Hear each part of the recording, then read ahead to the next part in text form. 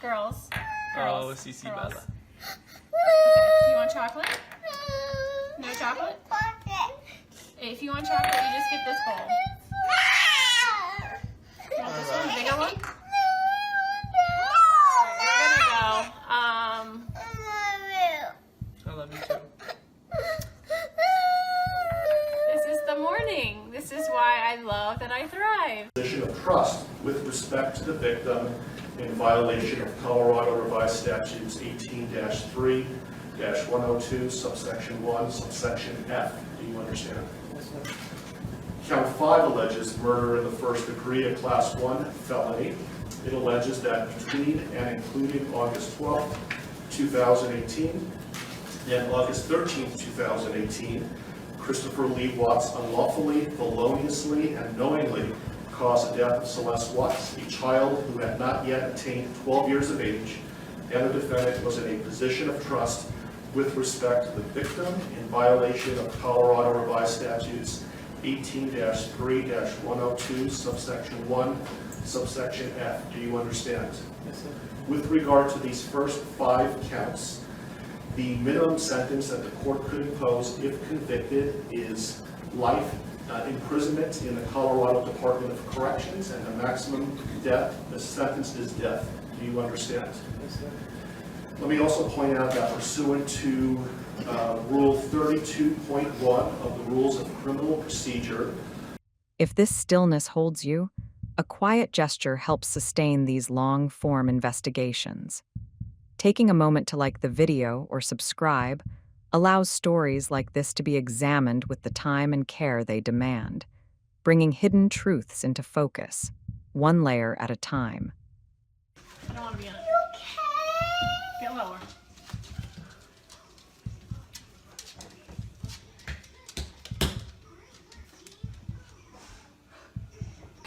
I just want them back. I just want them to come back. And if they're not safe right now, that's what's tearing me apart. Because if they are safe, they're coming back. But if they're not, this has got to stop. Like, somebody has to come forward. Tell them you love them. You're welcome. We love you. Say love Get your you. candy. Oh yeah, shoot, that's in here. Hey guys, good morning, or I know for Colorado people it's good morning, good afternoon for everybody else. I wanted to come here live because today is the big day for the huge, our cocktail party is tonight where Product X is going to be released. We're super excited. We're heading to the pool right now, and then we have a massage today paid for by Lavelle. Today at 3:30. So Chris and I are super excited. So we're gonna get a massage after we lay by the pool for a little bit and maybe go to the beach again. And then we're going to go to the cocktail party. And we will be live there tonight. The house looks exactly as it should in the early hours, orderly and still, framed by the quiet promise of an ordinary suburban morning. From the outside, nothing suggests urgency or fear, only the familiar calm of a family home waiting for the day to begin. Yet the calm is already fractured, not by noise or chaos, but by a silence that feels too controlled, too complete. Inside this quiet, something has been tightening for a long time, an emotional pressure built through distance, withdrawal, and a steady refusal to engage. What appears peaceful on the surface hides a private imbalance, where warmth was rationed and control was exercised without raised voices or visible conflict. This was not a home overtaken by sudden violence, but one slowly emptied of emotional safety, where manipulation wore the mask of restraint.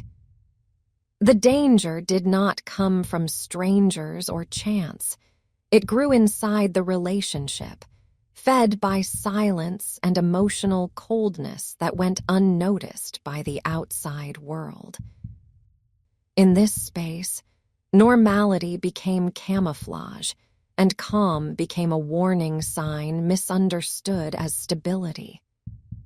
The most disturbing truth is not that something broke here, but that it was breaking quietly for so long, hidden behind the appearance of a devoted husband and an intact family, until the silence itself became the final. Objectively say that this is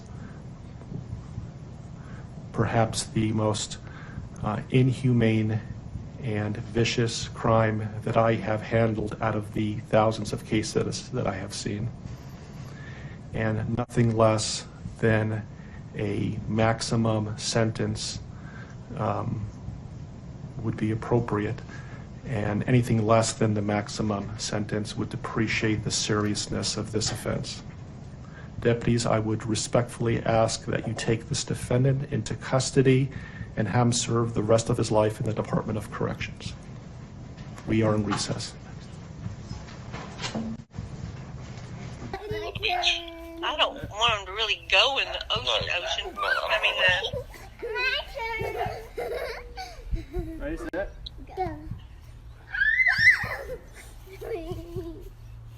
Ready, set? The pool opens in 2 weeks too.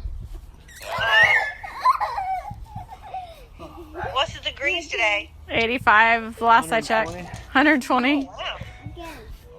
No, Cece. Yeah.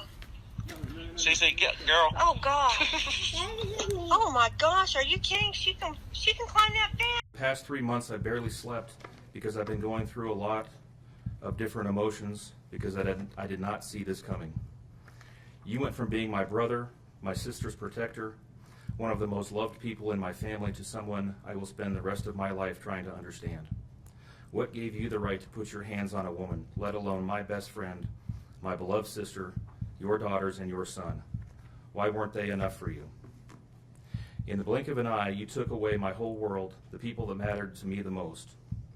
Everything in my life I loved, your children. They trusted you. They loved you.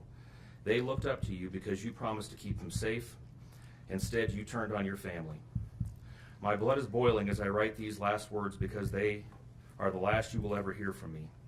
I can't even think of the right words to describe the betrayal and the hate I feel. And to be honest, you aren't even worth the time and effort it takes to put my pen to this paper.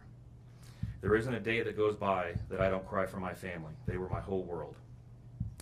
All I do is ask myself why. Why would you do this? You don't deserve to be called a man. What kind of person slaughters the people that love them the most? Did you really think you would get away with this? Did you really think that this was your best option, to throw away your family like they were garbage?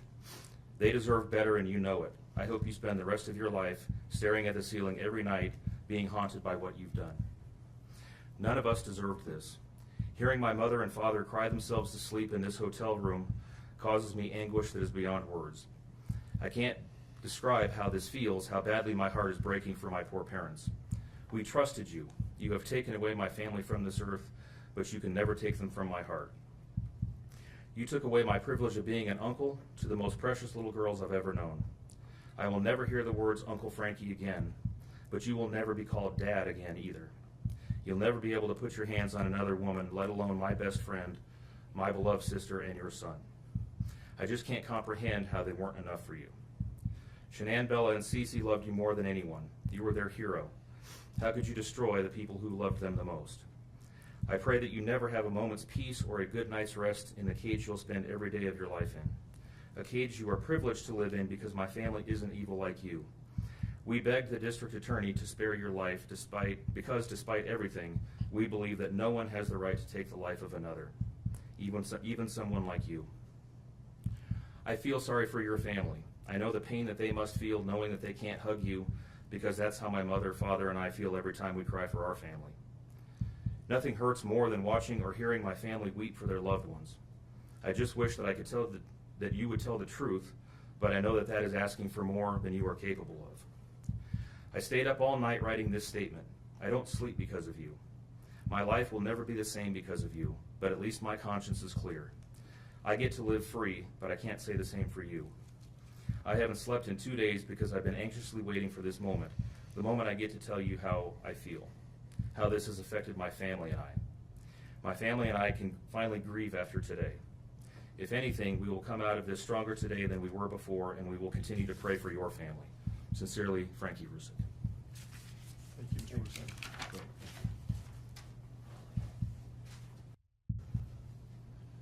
I wanted to say thank you for this moment. I want to take a moment to thank everyone who has prayed for our beloved family, who had sent gifts, cards to us from all over the world. I know God will put the evil people where they need to be.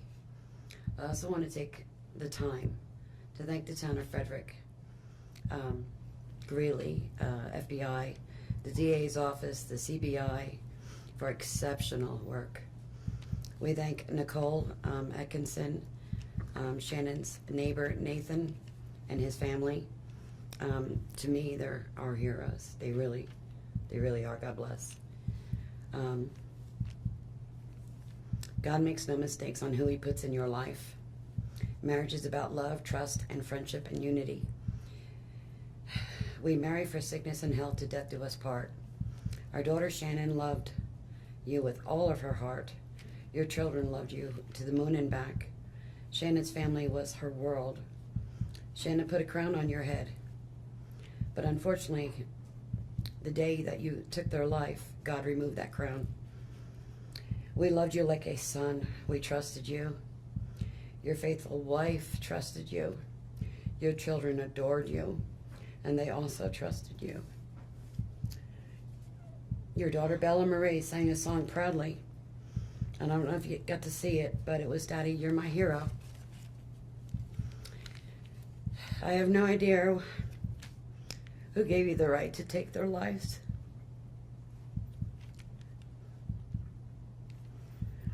But I know God and his mighty angels were there at that moment to bring them home to paradise. God gives us free will. So not only did you take the family of four, your family of four, you took your own life. I want the world to know that our daughter and her children were so loved by us. There will always be protected by God and his mighty angels. I didn't want death for you because that's not my right. Your life is between you and God now, and I pray that he has mercy for you. From Shannon's mother, Bella Marie, Celeste Catherine, and Nico Lee's Nana. Thank you, Your Honor.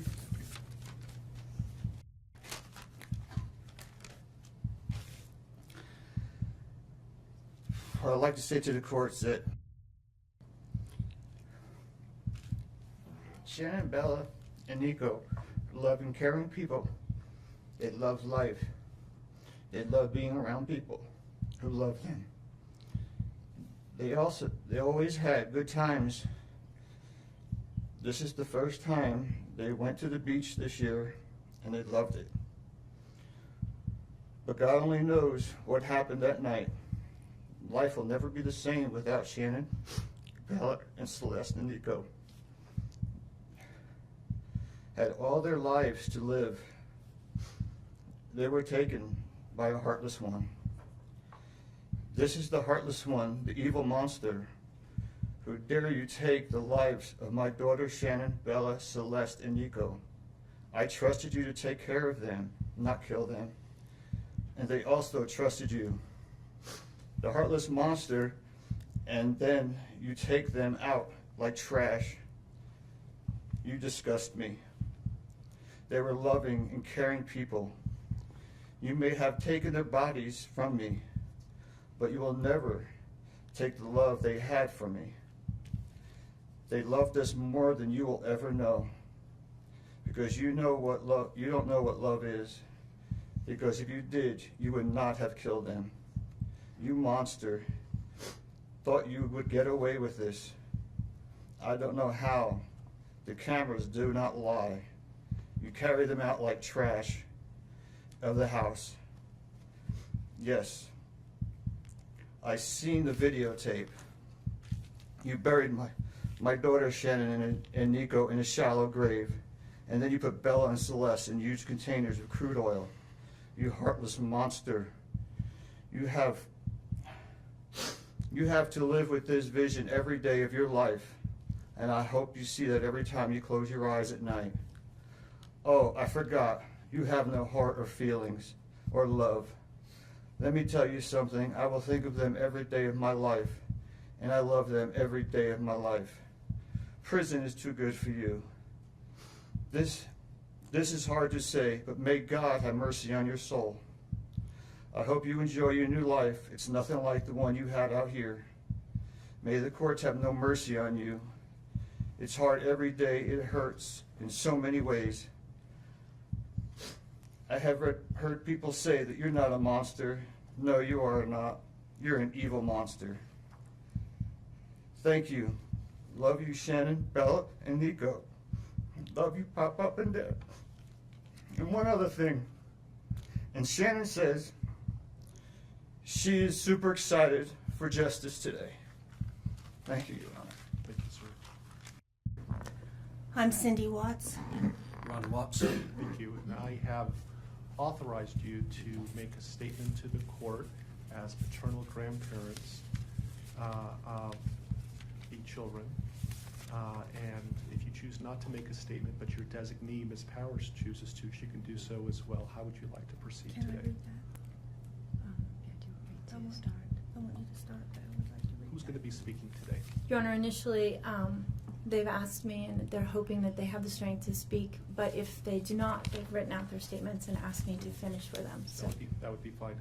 Who would like to go first? if I could start, Your Honor.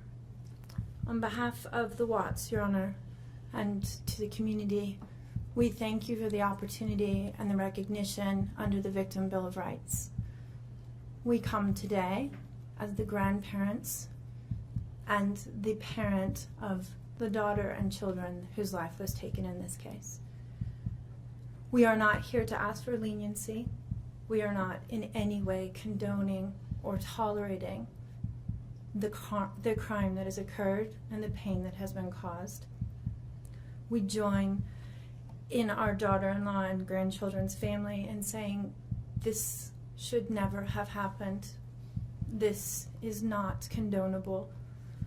This is something that we will never get over. We appreciate the consideration that everyone has paid, most especially the families that have lost everyone. We appreciate that they begged for Christopher's life. We agree and echo what they have said, that it is not his place to take anyone's life, nor would it be our place as a community to take his life. So we thank you for the opportunity and for every consideration and effort that's been put out. The prosecution in this case has in fact respected the Victim Bill of Rights. They took the time to explain that the information that my clients had at the time that they were interviewed was not correct. They were misinformed. They were searching for answers.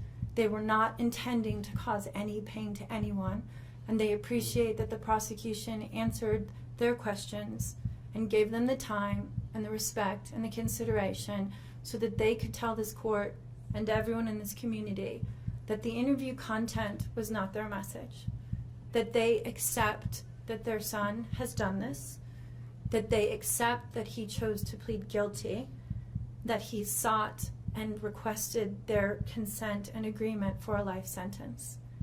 They appreciate that he is given the opportunity to serve that life sentence. It is his responsibility, it is his sentence, and it is not enough to make up for what has done.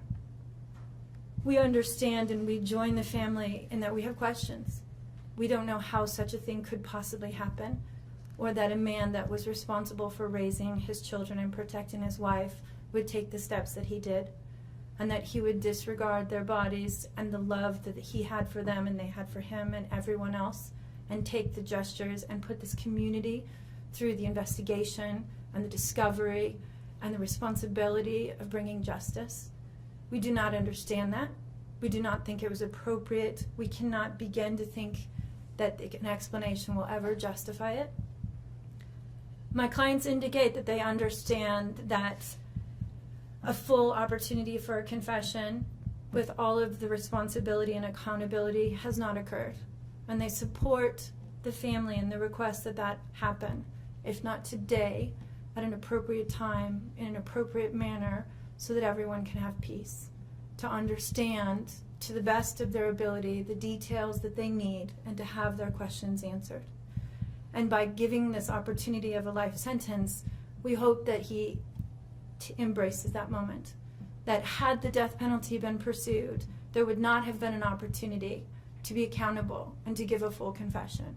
And had the death penalty been sought, counsel would have fought for his life, the prosecutors would have been engaged in a multiple-year battle, the families would have been torn apart, this community would have had to subsidize it and endure it, and we have so much respect and gratefulness that that did not happen.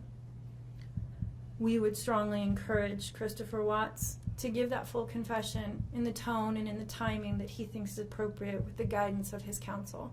We feel that it would be appropriate and helpful to ease the pain and the suffering. But we also say we don't think that there's anything that he can say that will ever account for his behavior. There's nothing that can be done to cure the harm he has caused. And he has the responsibility to serve his sentence with dignity and with regard for everyone, and to spend every breath that he has left in an atonement for what he has done. Do you want to read it? If I could just have you state your name for the record. Cindy Watts. Thank you. My name is Cindy Watts. I am the grandmother of two beautiful granddaughters, Bella Marie, Celeste Catherine Watts. I am also the mother of Christopher Watts, who I will be directing most of my statement to. First, I'd like to begin by recognizing the absolute horror of this crime and acknowledging the devastating loss that both the Rusek family as well as our family have faced. Our families have been irreparably broken by the needless deaths of Shanann, Bella, Cece, and Nico. This is something we will never get over. We will always mourn the loss of our family, and in that we are united in our grief. I am still struggling to understand how and why this tragedy occurred. I may never be able to understand and accept it, but I pray for peace and healing for all of us. Now to my son Christopher. I have known you since the day you were born into this world. I have watched you grow from a quiet and sweet, curious child who Bella reminded me so much of, to a young man who worked hard in sports and later mechanics to achieve your goals. You are a good friend, brother, father, and son. We have loved you from the beginning, and we still love you now. This might be hard for some to understand, how I can sit here under these circumstances and tell you, although we are heartbroken, although we can't imagine what could have led us to this day, but we love you. Maybe you can't believe it either. As the Lord said in Jeremiah 3:31, I have loved you with an everlasting love. Therefore, I have continued my faithfulness to you. And you, as your mother, Chris, I have always loved you, and I still do. I hate what has happened. Your father and sister and I are struggling to understand why. But we will remain faithful as your family, just as God remains faithful because of his unconditional love for us all. We love you, and we forgive you, son.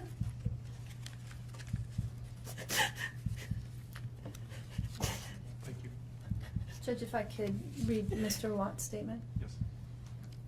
My name is Ronnie Watts, and I am the grandfather of Bella, Celeste, Nico Watts, and I am the father of Shanann. I am the father of Christopher Watts as well. And one of the most important things I've done in my life is to raise my children and to watch as they started their own families. I spent many years coaching Little League and talking to my son, taking him to the races, and sharing my love and knowledge of cars with him. He was just as involved with his girls. I believe he loves his girls. I know he does. This tragedy has impacted my family in so many ways.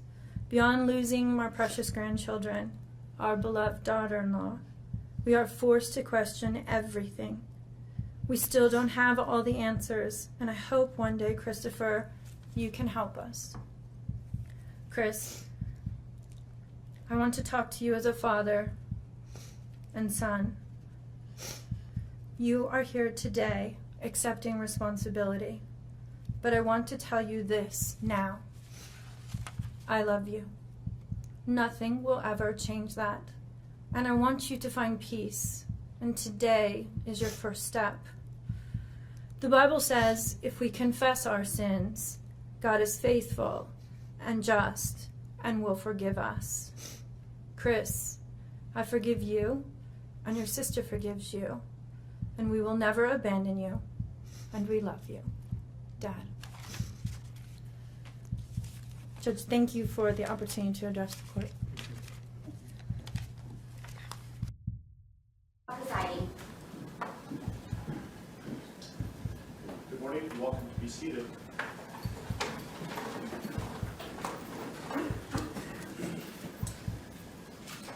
Okay, we are on the record.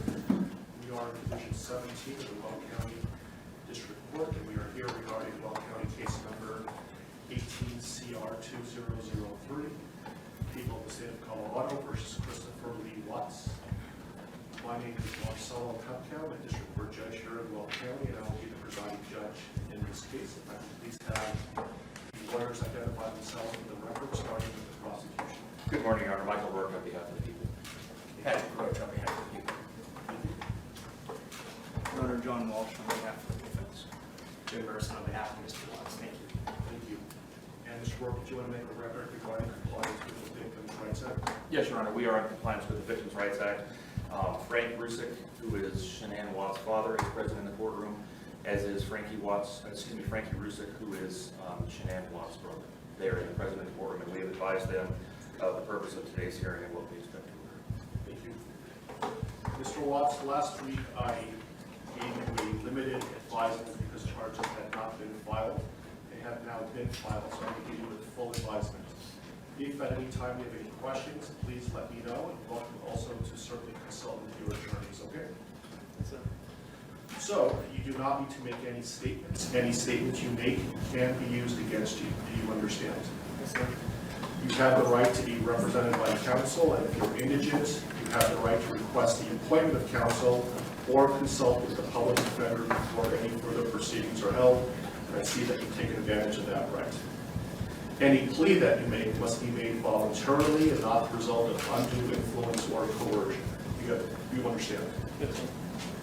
At this point, I have denied your right to bail, given the charges. You can certainly have a conversation shortly about that issue.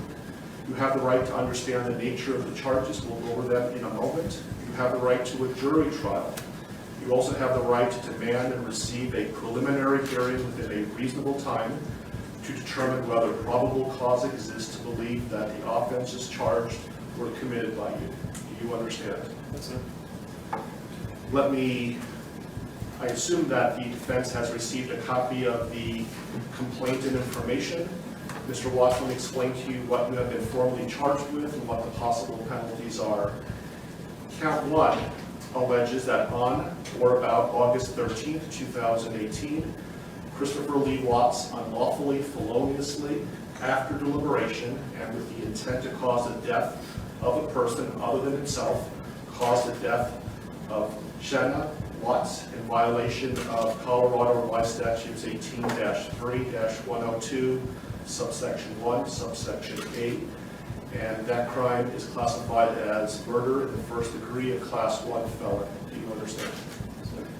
Count 2 alleges murder in the first degree, also a class 1 felony, and it reads that between and including August 12, 2018 and August 13, 2018, Christopher Lee Watts unlawfully, feloniously, after deliberation, and with the intent to cause the death of a person other than himself, cause the death of Bella Watts in violation of Colorado Revised Statute 18-3-102, subsection 1, subsection A. Do you understand?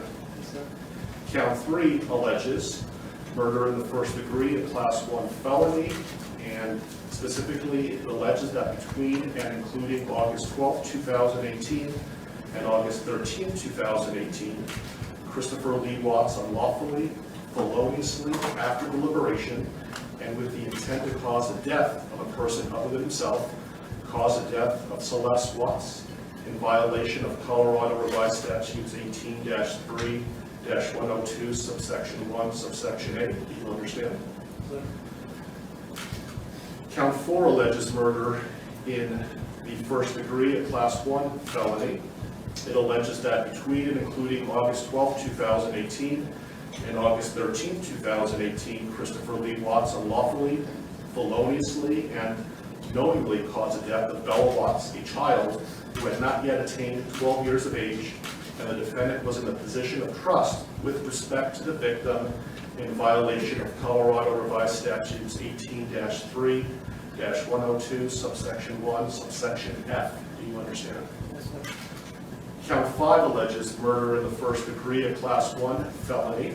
It alleges that between and including August 12, 2018 and August 13, 2018, Christopher Lee Watts unlawfully, feloniously, and knowingly caused the death of Celeste Watts, a child who had not yet attained 12 years of age, and the defendant was in a position of trust with respect to the victim in violation of Colorado Revised Statutes 18-3-102, subsection 1, subsection F. Do you understand?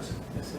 With regard to these first 5 counts, the minimum sentence that the court could impose if convicted is life imprisonment in the Colorado Department of Corrections, and the maximum death, the sentence is death. Do you understand? Yes, sir.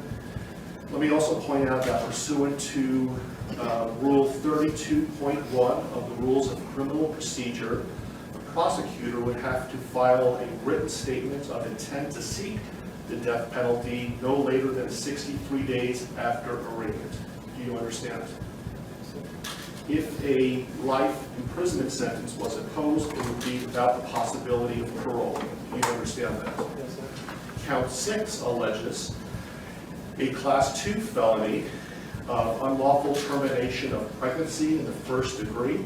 Specifically, it alleges that on or about August 13, 2018, Christopher Lee Watts, with the intent to terminate unlawfully the pregnancy of a woman, namely Shanann Watts, feloniously and unlawfully terminated the pregnancy of the woman. Further, the woman died as a result of the unlawful termination of the pregnancy in violation of Colorado Revised Statutes 18-3.5-103. Do you understand? Yes, sir. The possible penalties, if convicted for this crime, is a mandatory minimum 16 years in prison up to 48 years in prison, followed by an additional mandatory parole period of 5 years. Do you understand? Yes, sir.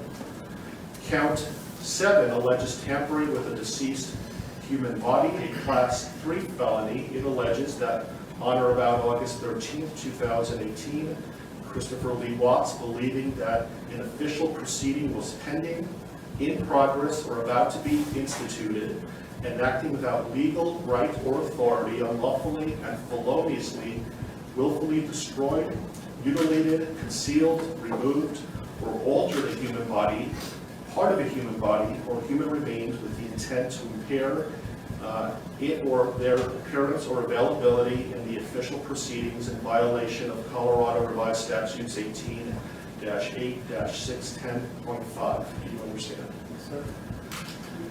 Count 8 alleges also tampering with a deceased human body, a Class 3 felony. It alleges that on or about August 13, 2018, Christopher Lee Watts, believing that an official proceeding was pending, in progress, or about to be instituted, and acting without legal right or authority, unlawfully and feloniously, willfully destroyed, mutilated, concealed, removed, or altered a human body, part of a human body, or human remains with the intent to impair its or their appearance or availability in the official proceeding in violation of Colorado Revised Statutes 18-8-610.5. Do you understand? Yes, sir. And finally, count 9 alleges tampering with a deceased human body, a Class 3 felony.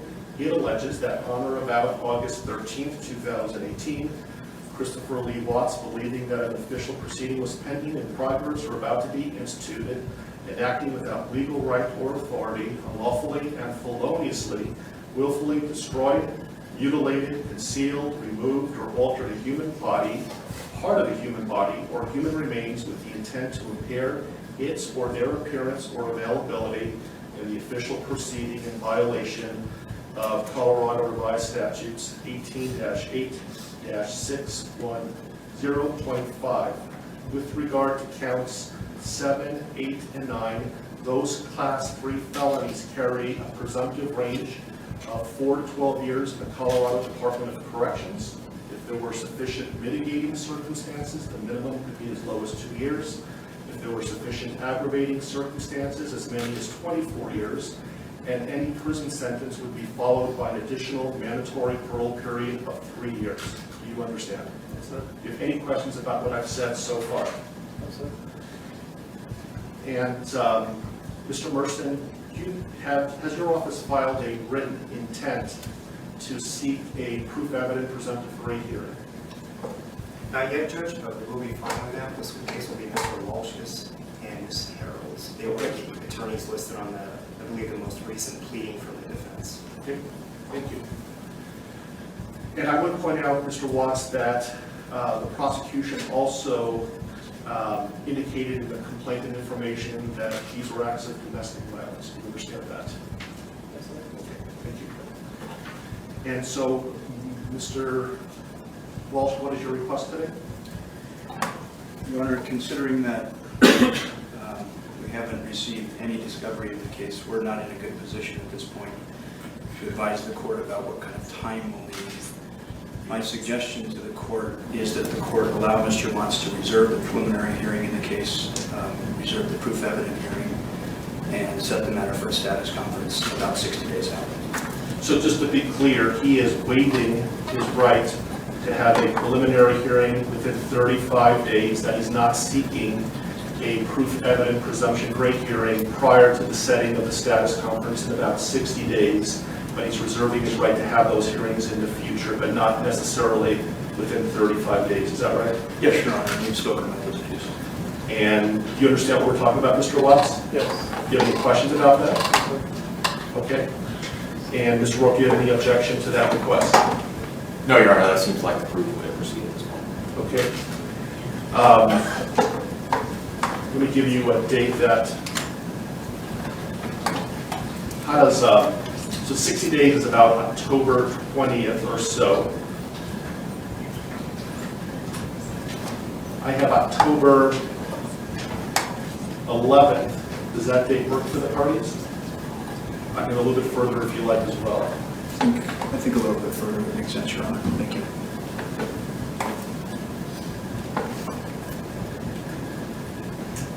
How about November 19th? While we're waiting for lawyers to look, let me make a record that the court's going to find that Mr. Watts is knowingly, intelligently, and voluntarily waiving his right to have a preliminary hearing within 35 days. And while he has not asked for a proof evident presumption rate hearing yet, I'm told that he will, but he's not requesting that hearing prior to the status conference that we're setting today. Agreed? Yes. That date works fine with the defense, Your Honor. Thank you. Your Honor, I spoke to the Rusiks, and that is fine with the people as well as the victim's family. How is late morning on November 19th? Anytime, Your Honor. Late morning is fine. Very good. How about 10:30? That'll work for the people. And that will be in Division 16. I apologize for the bouncing around of division, but my courtroom obviously is not big enough, and I will keep you updated on where the divisions are going to be, but the next court date will be in Division 16. Are there any other questions, comments, concerns, anything that we can address today before us recessing? I think there are a couple of things outstanding, Your Honor, and first I wanted to address one very ministerial point of clarification with respect to the standing decorum order that the court entered yesterday. By its terms, and when the court defines the applicable areas, that includes my office, specifically the boundaries of the district attorney's office.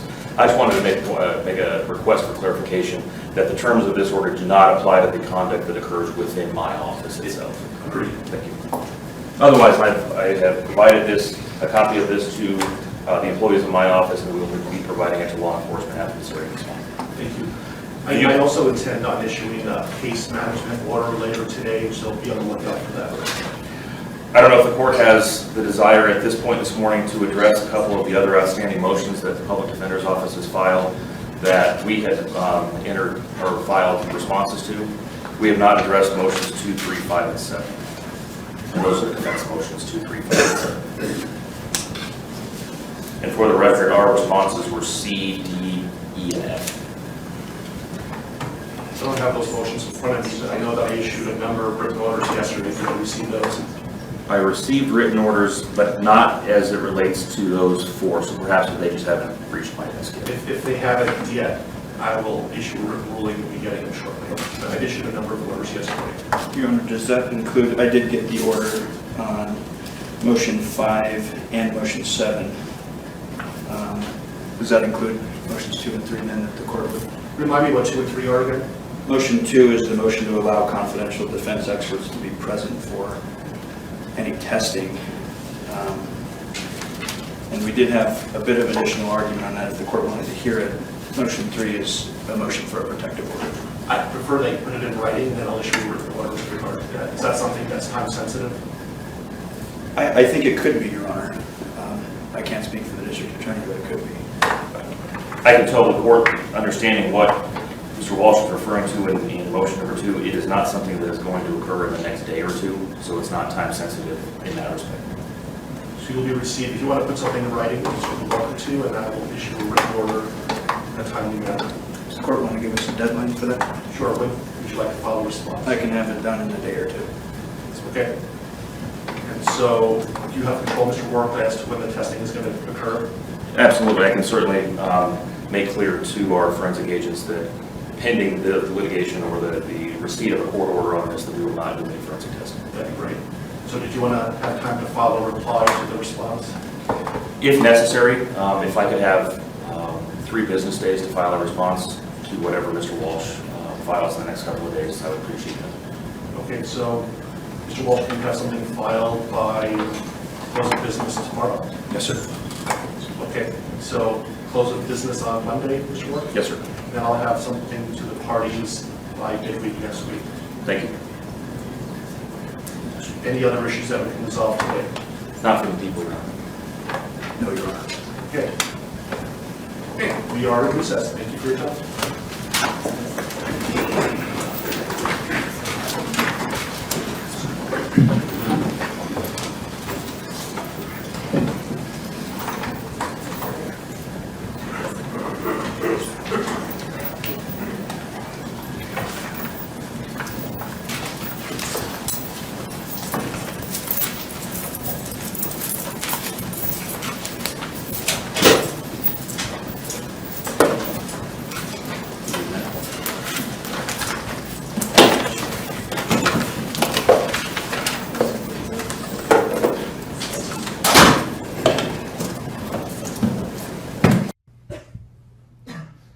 Your Honor, there are no words to adequately describe the unimaginable tragedy that brings us before this court today.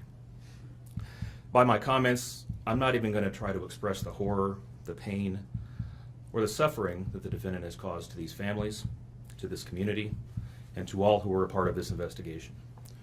However, I do want to spend a few minutes sharing with the court the details of the crime, as so far you've only had an opportunity to review the affidavit and a few facts here and there that have been offered to the court in the motions and pleadings that have been filed.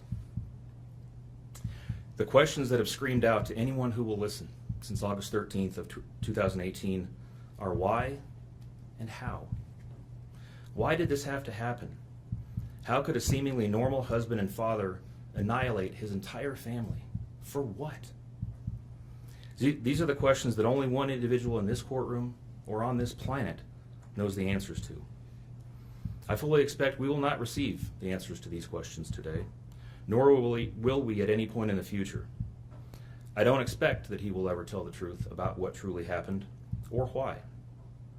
Even if he did, there is no rational way that any human being could find those answers acceptable responses to such horrific questions.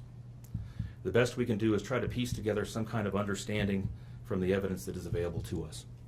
And the evidence tells us this: the defendant coldly and deliberately ended 4 lives, not in a fit of rage, not by way of accident, but in a calculated and sickening manner. Shanann was 34 years old. She had married the defendant in November of 2012. Over the weekend leading up to August 13th, she had been at a work conference in Phoenix, Arizona, and returned home in the early morning hours of August 13th.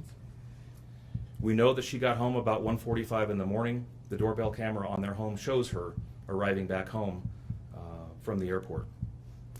Shortly thereafter, at least according to the defendant, they had what he referred to as an emotional conversation about the state of their marriage and about what their lives would look like going forward.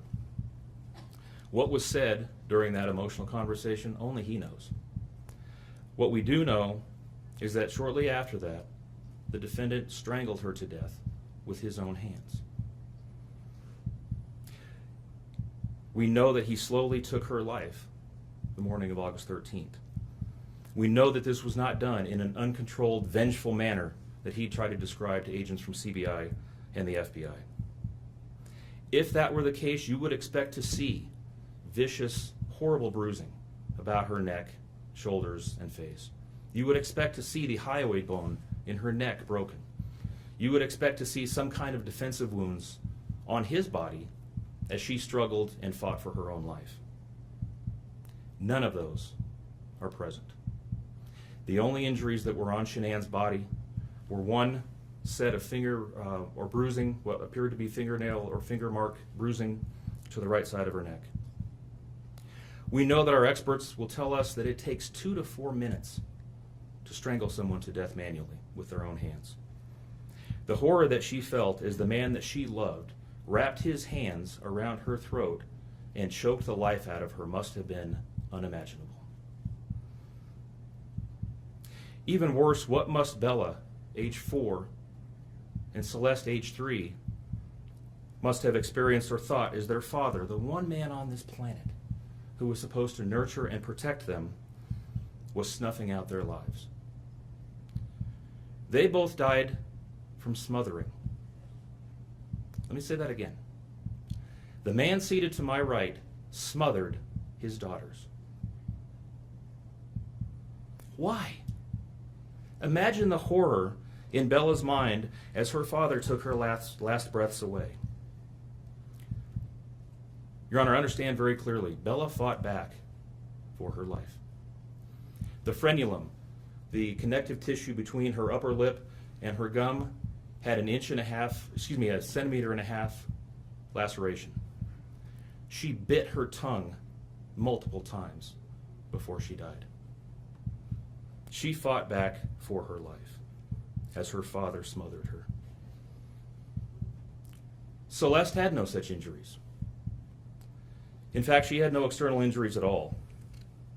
But according to the medical examiner, she was smothered nonetheless. The defendant then methodically and calmly loaded their bodies into his work truck, not in a hasty or disorganized way.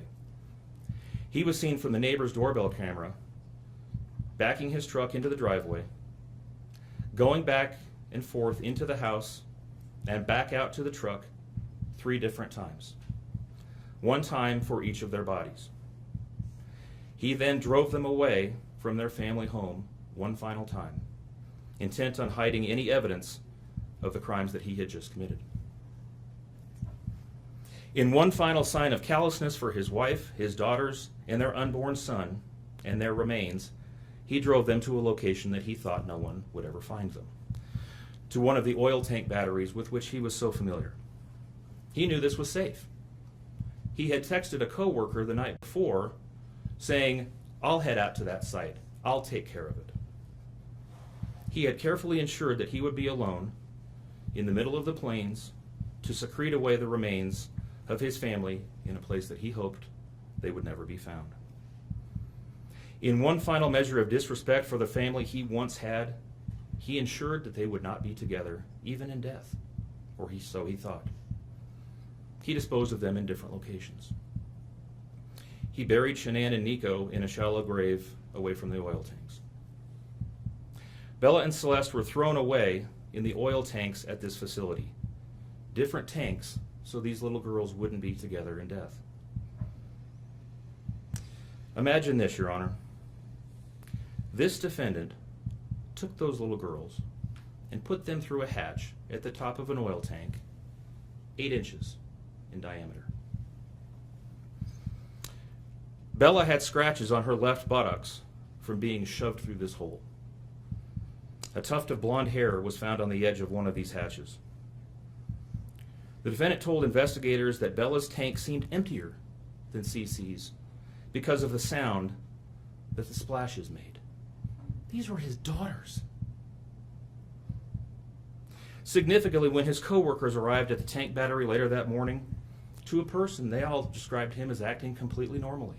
It was a normal workday, even while his daughters sank in the oil and water not far away from him.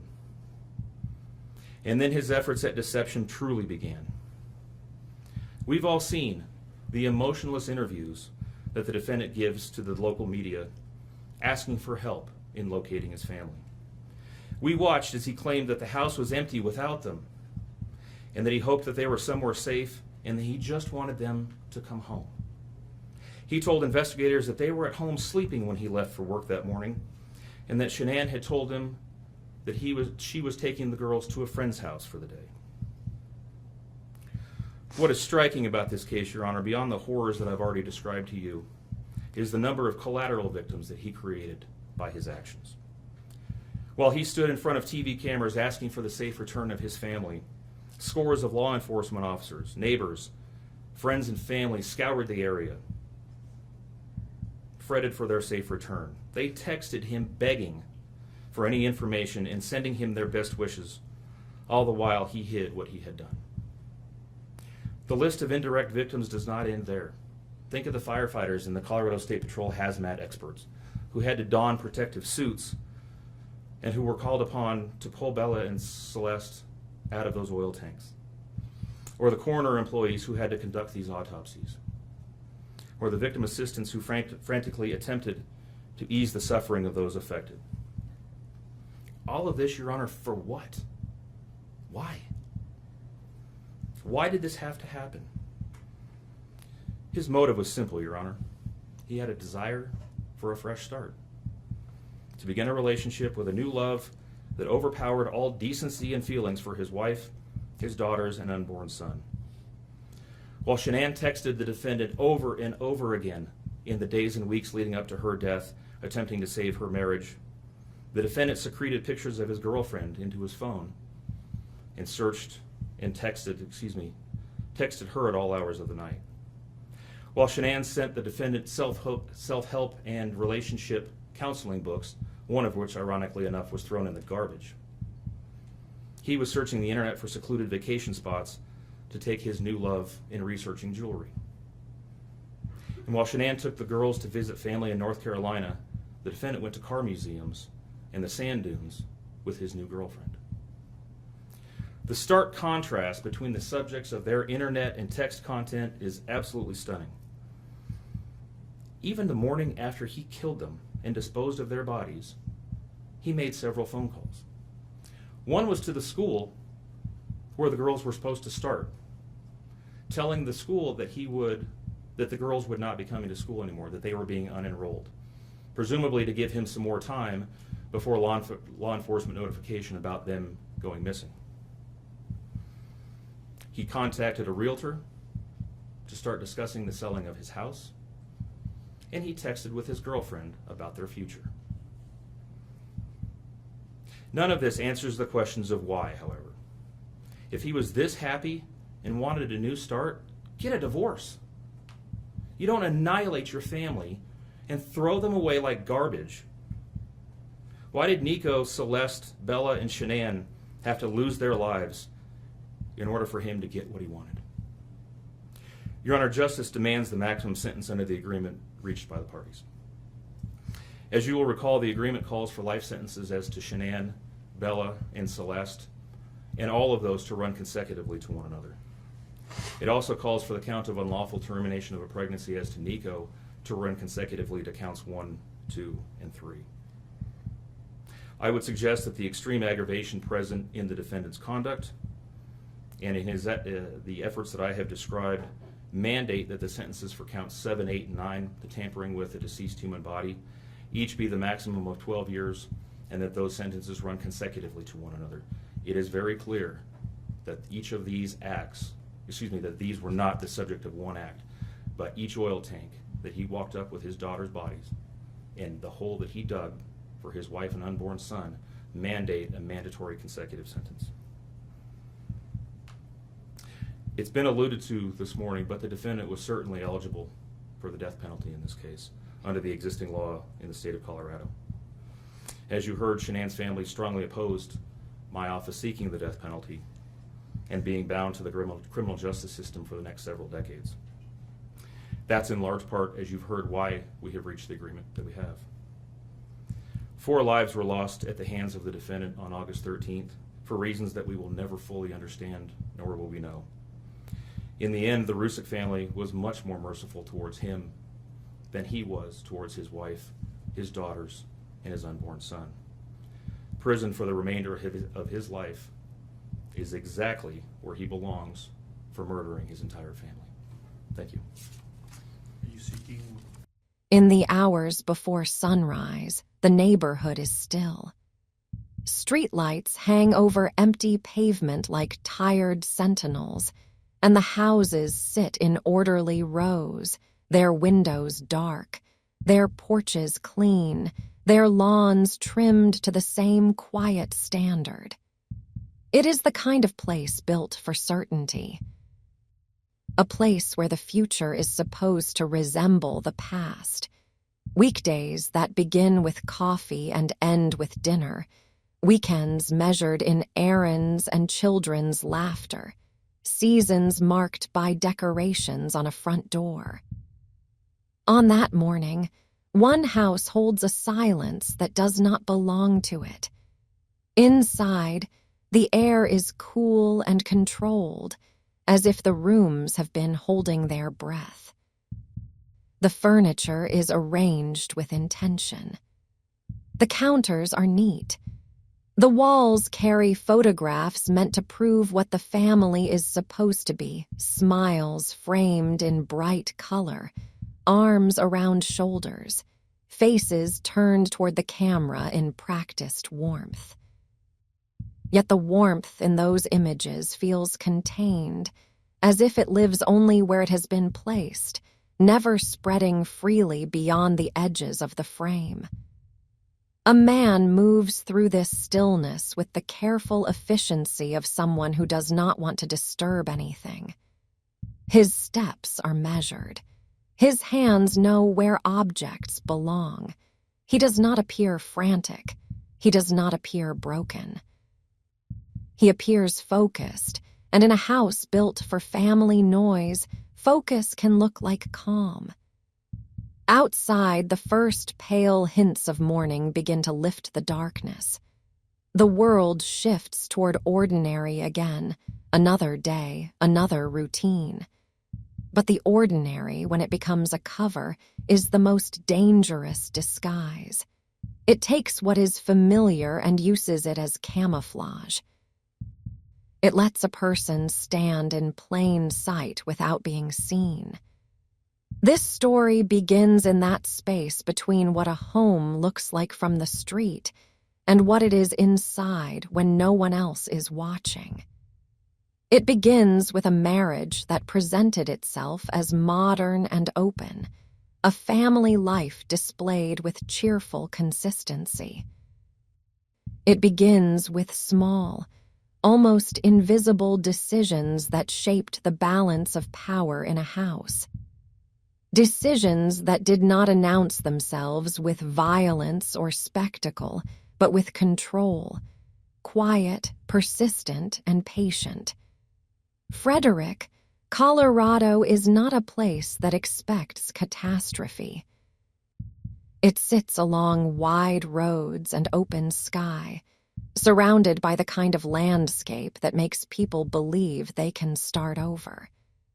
The developments are new enough to still smell faintly of fresh lumber in the heat, and the sidewalks curve gently as if designed to lead children safely home. Many families here came for the same promise: stability. A community. A chance to build a life that would not be interrupted by the chaos of older cities and older wounds. Chris Watts and Shanann Watts were, in outward form, exactly the kind of couple that seems to belong in such a place. Their life carried the familiar markers of aspiration: a house large enough to represent success, children small enough to represent the future, and the everyday choreography of family, appointments, school days, small celebrations.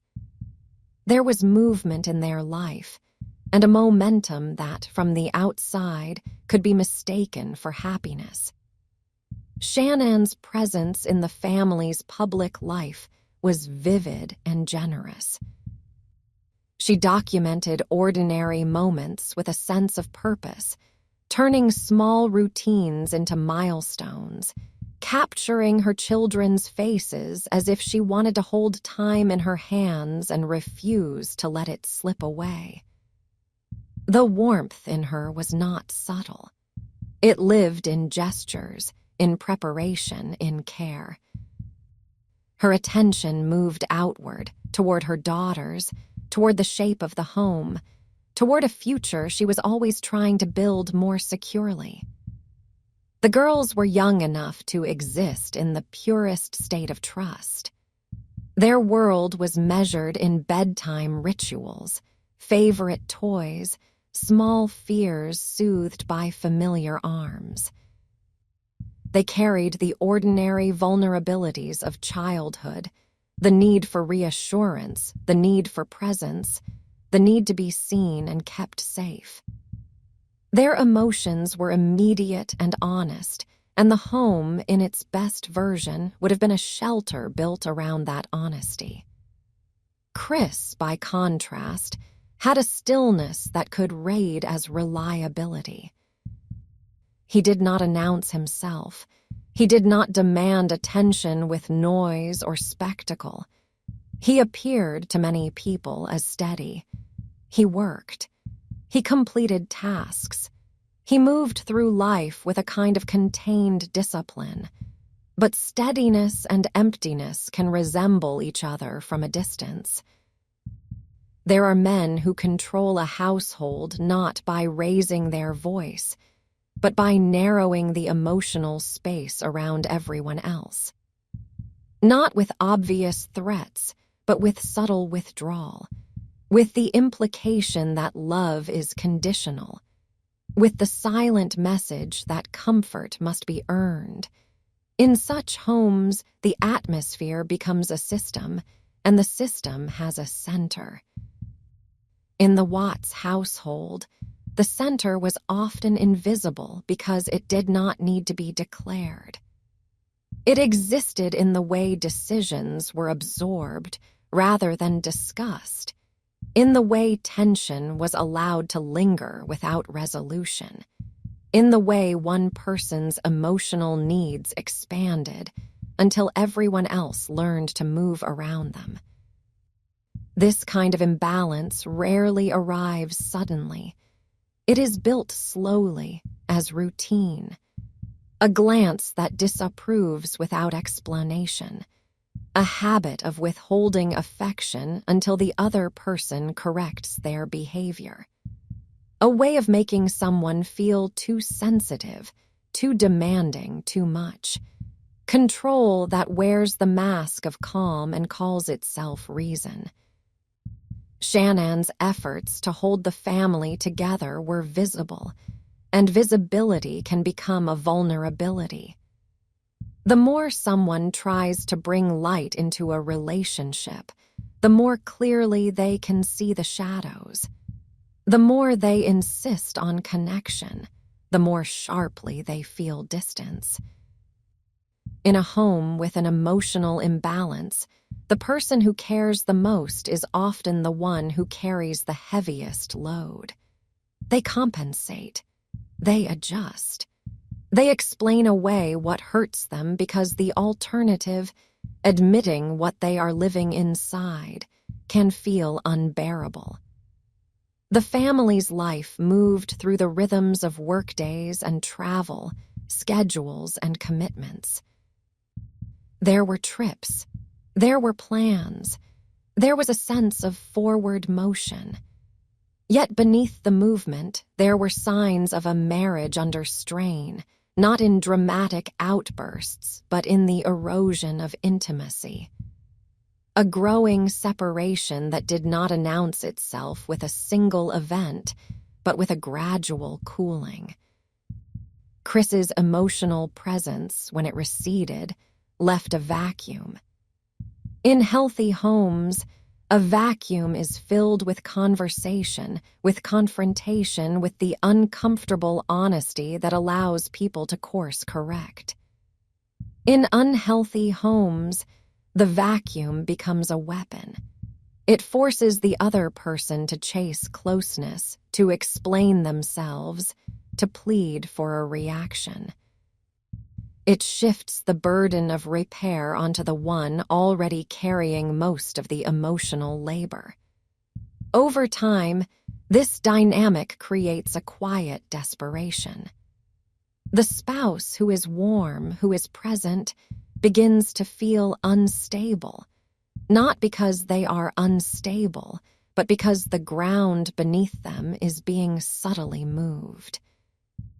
They become hyper-aware of tone, of silence, of small changes in routine.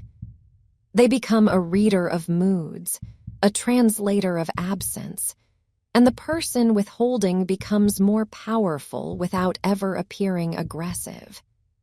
As weeks passed, the gap between the life shown in photos and the life felt in private widened. There were moments when Shannon's efforts to reach her husband were met not with open engagement, but with something colder, a reduction of response, a tightening of affection. A sense that her love was no longer being received, only tolerated. The children in such a household absorb what they cannot name. They notice when the air changes. They sense when laughter becomes rare, when touch becomes transactional, when a parent's face looks away at the wrong moments. They do not understand it, but their bodies learn it.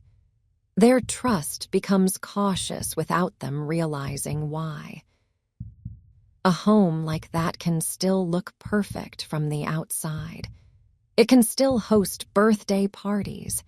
It can still carry grocery bags inside and fold laundry and set out toys. It can still function. And that is part of what makes it so dangerous, the ability to perform normalcy even as the emotional foundation fractures. In the summer of 2018, the pressure inside the Watts household did not release through honest reckoning. It built inward. It sharpened. It narrowed into a private reality that Chris controlled by keeping it hidden. He moved through his days with the appearance of steadiness, while his inner life drifted further away from the family structure that depended on him. When Shanann traveled away from home, the distance between them became more exposed, not less. Absence does not always make the heart grow fonder. Sometimes it gives a person room to become someone else. Sometimes it reveals how little attachment remains. And when she returned, she carried with her not only the tiredness of travel, but the emotional weight of a marriage that felt increasingly like a locked door.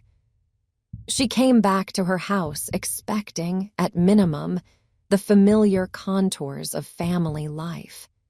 The same sounds. The same bodies in the same places.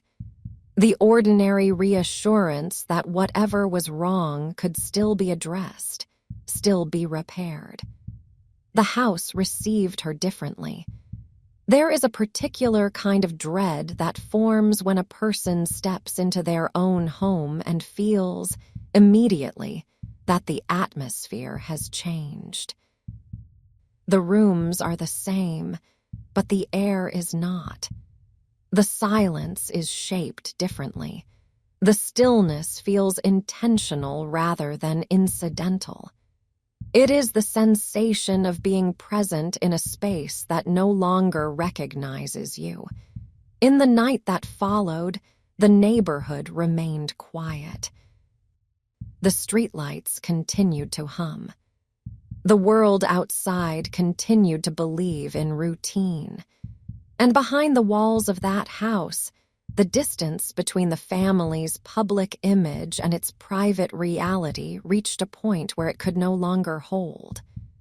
Morning came as it always does, indifferent and precise. The day began to assemble itself. A new sun, a new schedule, a new set of expectations from the outside world. The man in the house moved through those early hours with a focus that did not look like panic. He performed small tasks with a deliberate calm, as if he had rehearsed what comes next. And in that calm, something essential was missing, something that should have been unmistakable in a home with young children and a wife returning from travel. Their absence did not arrive with noise. It arrived as a silence that was too complete. The house held that silence the way a sealed room holds stale air, undisturbed, unshared, and strangely complete.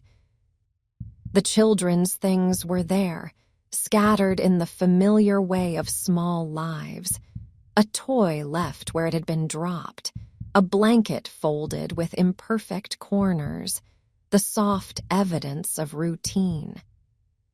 Yet routine, when it is truly alive, leaves traces of itself moving. It leaves a cup in the sink, a light turned on and forgotten, a sound from an upstairs room. In this home, the traces were static. Nothing looked actively wrong at first glance.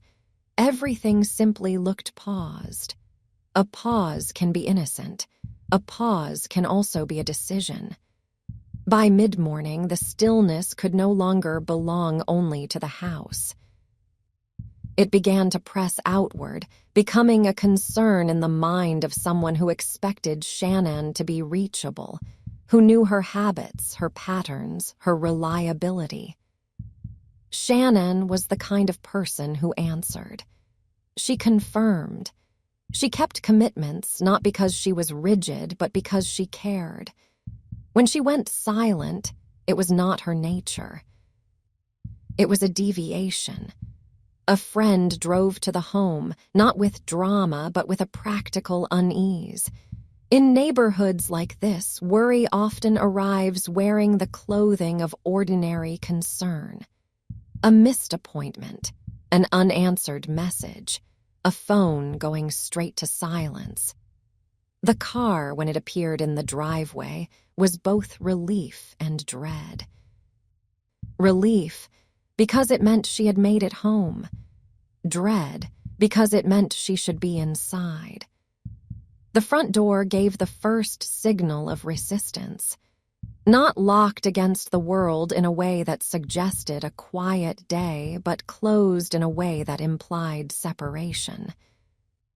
The friend waited, called again, watched for movement behind the glass, listened for a child's sound. Nothing. The house offered no human response. When Chris arrived, he did not arrive running. He arrived with the composure of someone stepping into a situation he wanted to manage. His face carried the shape of concern without the heat of it. He moved quickly enough to look engaged, but not so quickly that he appeared panicked. The difference matters. Panic is difficult to choreograph. Control is easier. Inside, the air was cooler than it should have been for a home that had recently received a mother returning from travel. It felt as if the temperature had been maintained by systems rather than by people. The rooms were tidy in the way Shanann kept them, but the kind of order that comforts in normal times felt unsettling now. A purse sat where it did not belong for a woman who rarely went anywhere without it. A phone appeared, abandoned, as if the act of leaving it behind was an accident that could only happen under unusual conditions. And the children's belongings were present without the children themselves, like props left behind after a performance ended. The friend's worry became something sharper. It was no longer the mild fear of an appointment missed. It was the awareness of a domestic scene that had been stripped of its living center. Chris moved through the house as though he was demonstrating it rather than searching it. He opened doors. He looked into rooms. He spoke in the rhythms of explanation, trying to create a simple narrative before the situation could create its own. The simplest version of events was always the version most useful to him. Perhaps she had taken the girls somewhere. Perhaps she had left without saying where. Perhaps she needed space. The problem was not that these possibilities existed in theory. The problem was that Shanann's nature made them implausible in practice. A mother with 2 small children does not vanish cleanly. She does not leave behind the objects that allow her to function. She does not take her children into the world without their essential things, and she does not go silent in the middle of a day her life had already planned. The friend understood this at a level deeper than words. She did not need to articulate it. She could feel the wrongness like pressure behind the eyes. The house was not behaving like a home with 3 people temporarily absent. It was behaving like a stage after the actors have been removed. Soon, the absence became official. A missing family is not something a neighborhood can ignore for long, because a neighborhood is built on predictability. When predictability breaks, it forces everyone to admit that the walls around them are thinner than they believed. The street began to receive attention it was not designed for. Cars arrived and stopped. People stood at the edge of the driveway. A sense of procedure entered the scene, calm but unyielding. There were steps that had to be taken, forms that had to be considered, and the slow turning of a system that moves in response to disappearance. In that turning, the house became less a home and more a sight. Chris remained at the center of it, because the center was where he needed to be. He had the advantage of being present. In these early hours, presence itself can look like innocence. A husband at his own door. A father whose name is on the mortgage.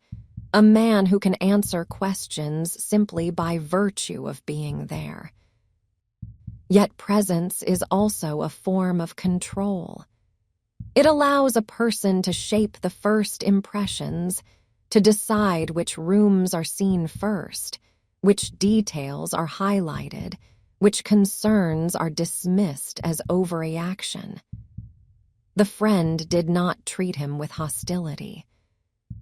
She treated him with a kind of urgent disbelief, the sort that comes when the world has stopped matching the shape of reality. She searched with her eyes, as if Shanann might appear if she stared long enough, as if the girls might tumble down the stairs in a burst of noise.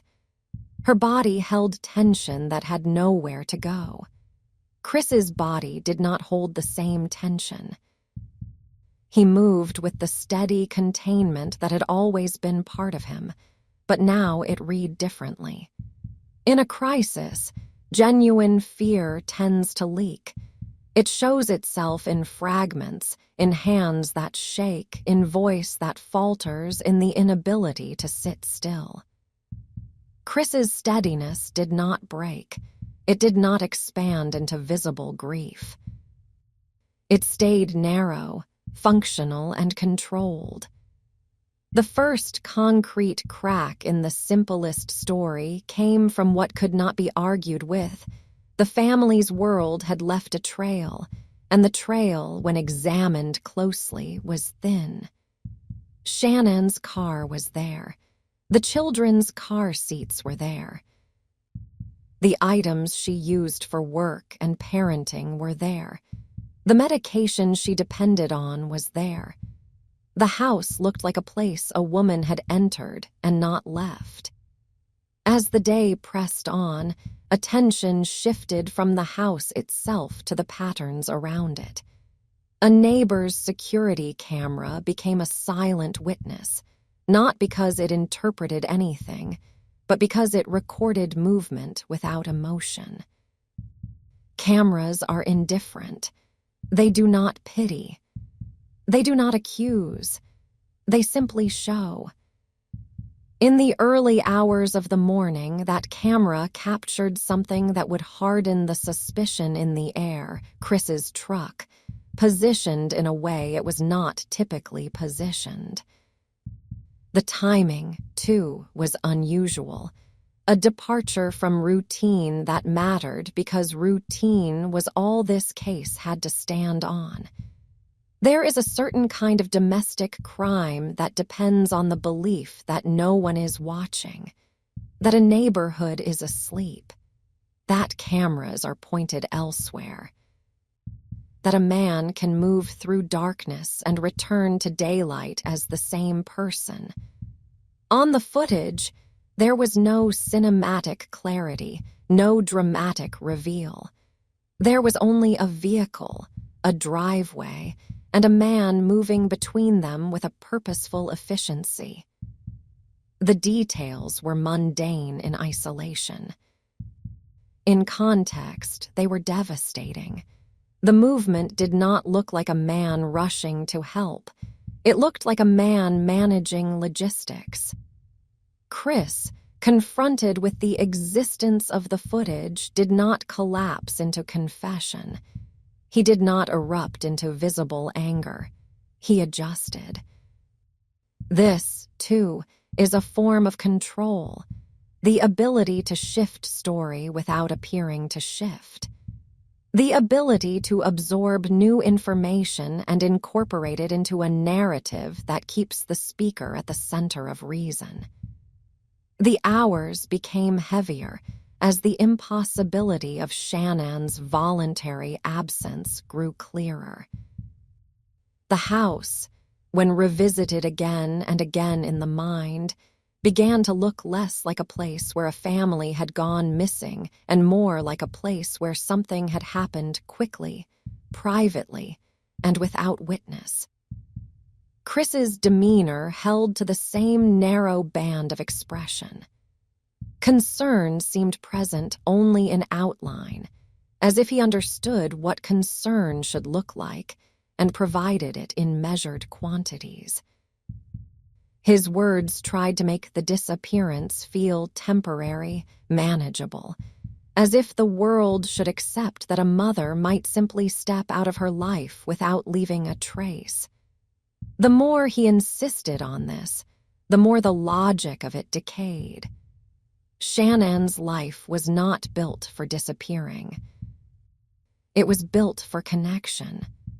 Her relationships were active, her obligations visible. She did not live in isolation.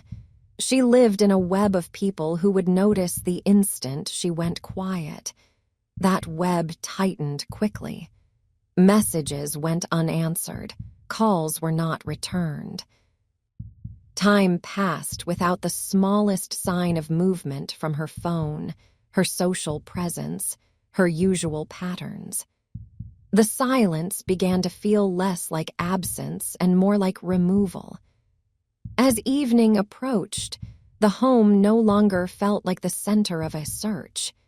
It felt like the origin of something darker.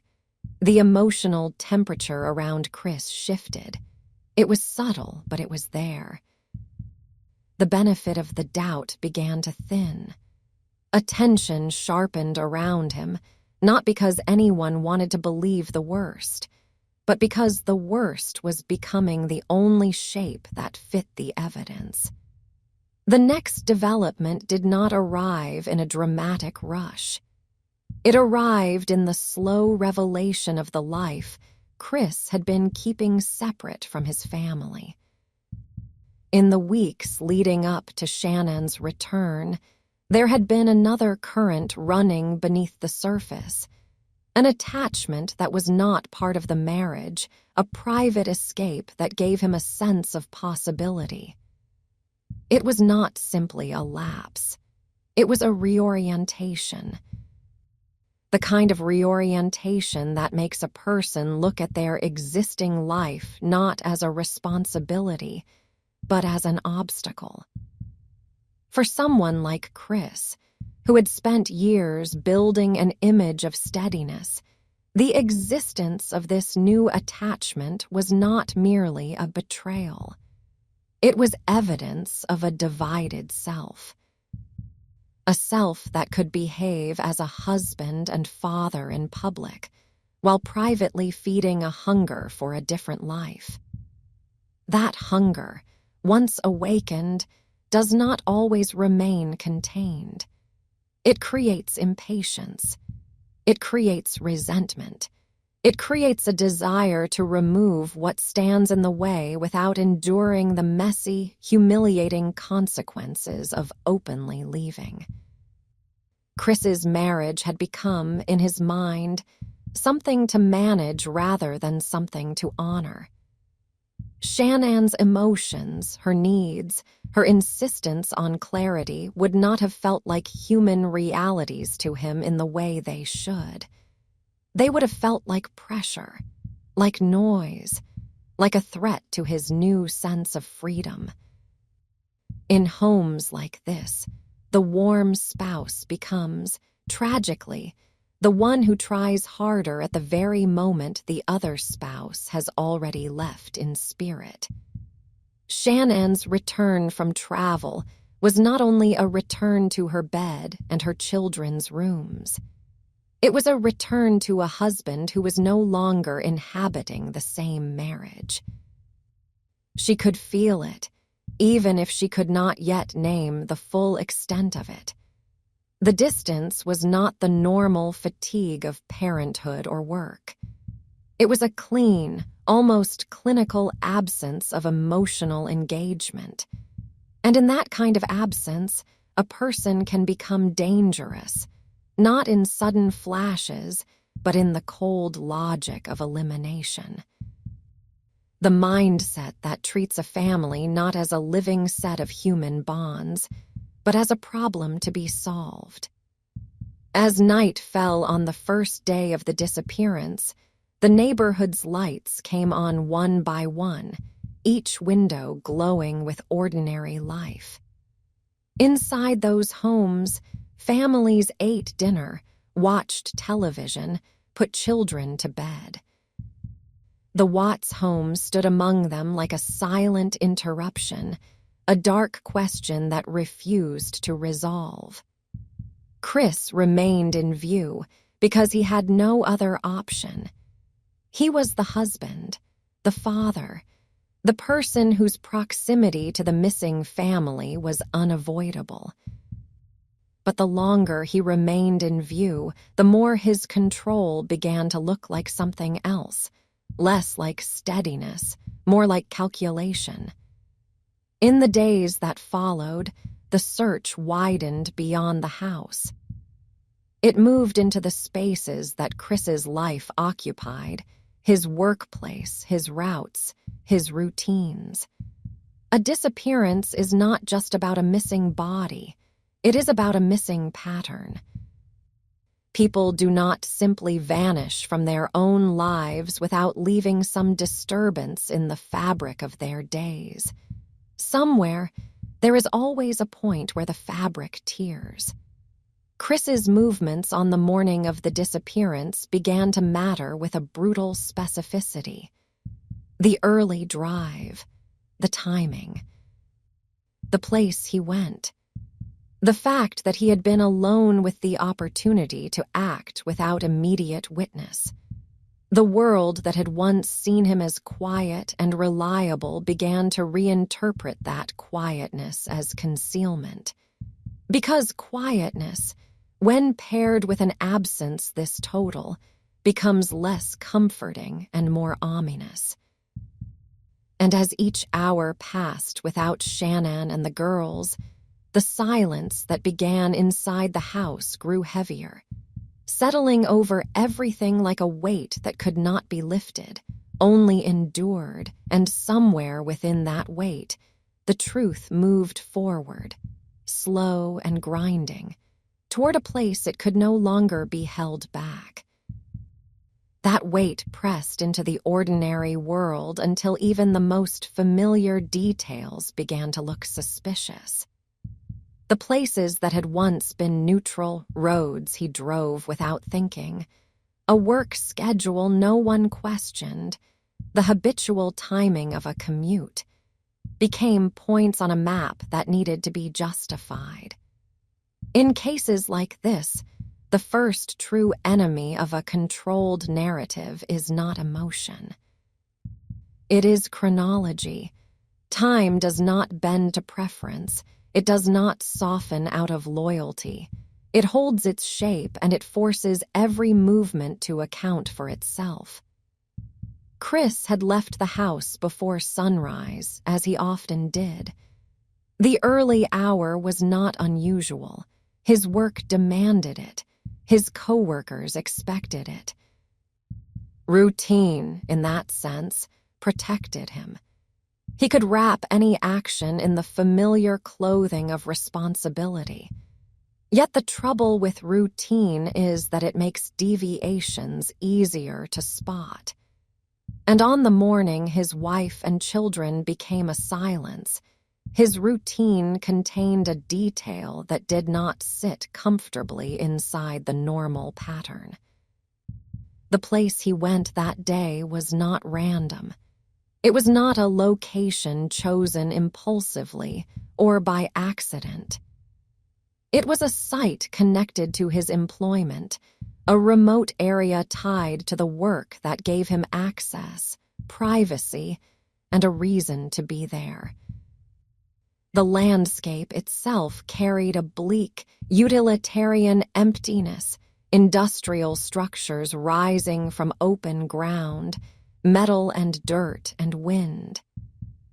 It was a place designed for function, not for comfort, and it offered what a suburban neighborhood could not: distance from neighbors, distance from cameras, distance from the soft human noise of domestic life. When those tasked with finding Shanann and the children began to follow the thin thread of Chris's movements, it led outward from the house into that harsher terrain. The shift mattered. Homes can hide many things, but they also sit among other homes. They are surrounded by people who notice. Work sites, especially those set apart from residential life, carry a different kind of privacy. They are watched, but not in the same way. They are observed for productivity, not for morality. As attention moved toward Chris's work, pressure tightened around him. Not the explosive pressure of a confrontation, but the steady pressure of proximity. He could not escape scrutiny because he had built his life so that he appeared indispensable. The husband, the father, the employee, the man who should have been searching with genuine desperation. The problem for him was that desperation cannot be manufactured indefinitely. The body betrays what the mind tries to stage. The eyes drift toward what matters. The voice becomes careful around certain details. The narrative grows more elaborate in the places where it is weakest. In the days that followed, the polite assumption of misunderstanding dissolved. The disappearance had become an absence too complete to explain as a choice. Shanann's world did not contain the kind of free space that allows a person to walk away without leaving echoes. She was connected in dozens of visible ways, through schedules, friendships, obligations, and the constant documentation of her daily life. Her digital footprint, normally active and bright, went dark. Her phone, normally an extension of her hand, lay behind. It was as if her life had been cut cleanly, not abandoned. Chris remained physically present, but emotionally he continued to occupy an unnerving narrowness. He hovered at the edge of grief without falling into it. He moved as though the main task was not to find his family, but to manage the perception of the search. He offered possibilities that did not match the known personality of his wife, and each possibility felt less like sincere belief and more like an attempt to create distance between himself and the obvious conclusion. The conclusion did not arrive as a sudden proclamation. It arrived the way daylight arrives through blinds, slowly, in thin strips, until the room is lit and there is nowhere left for darkness to hide. The private life Chris had been cultivating, separate from his marriage, separate from his children, became harder to keep concealed as the system around the disappearance widened its view. When a person begins to imagine a new life, the old one can start to feel unbearably crowded. Obligations that once seemed normal begin to feel like restraints. A spouse's needs feel like demands. Children's dependence feels like weight. For many people, these feelings produce guilt, then honesty, then an awkward but necessary unraveling of a marriage.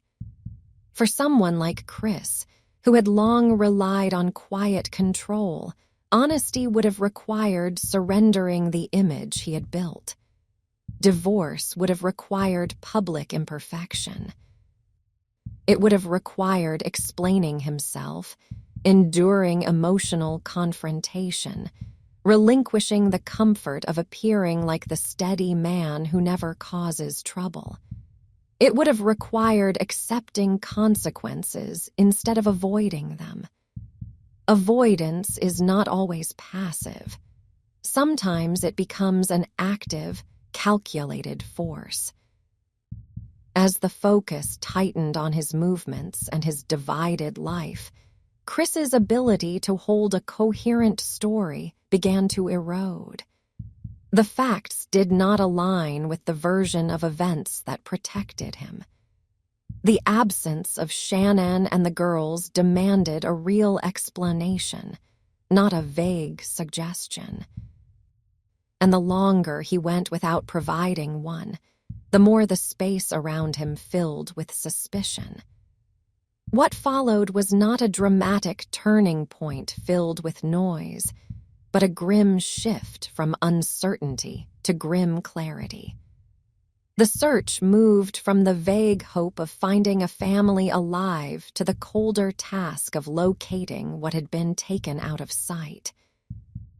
The remote work site became central, not because it was inherently sinister, but because it was convenient. Convenience is often the true signature of domestic crime. It is not executed with cinematic elegance. It is executed with the cold practicality of removing obstacles with the least immediate resistance. In that bleak place, away from the ordered lawns and bright children's bedrooms, the truth began to surface in physical form. The land did not offer comfort. It offered exposure. The structures there were not built to hide human suffering, but they were capable of holding it.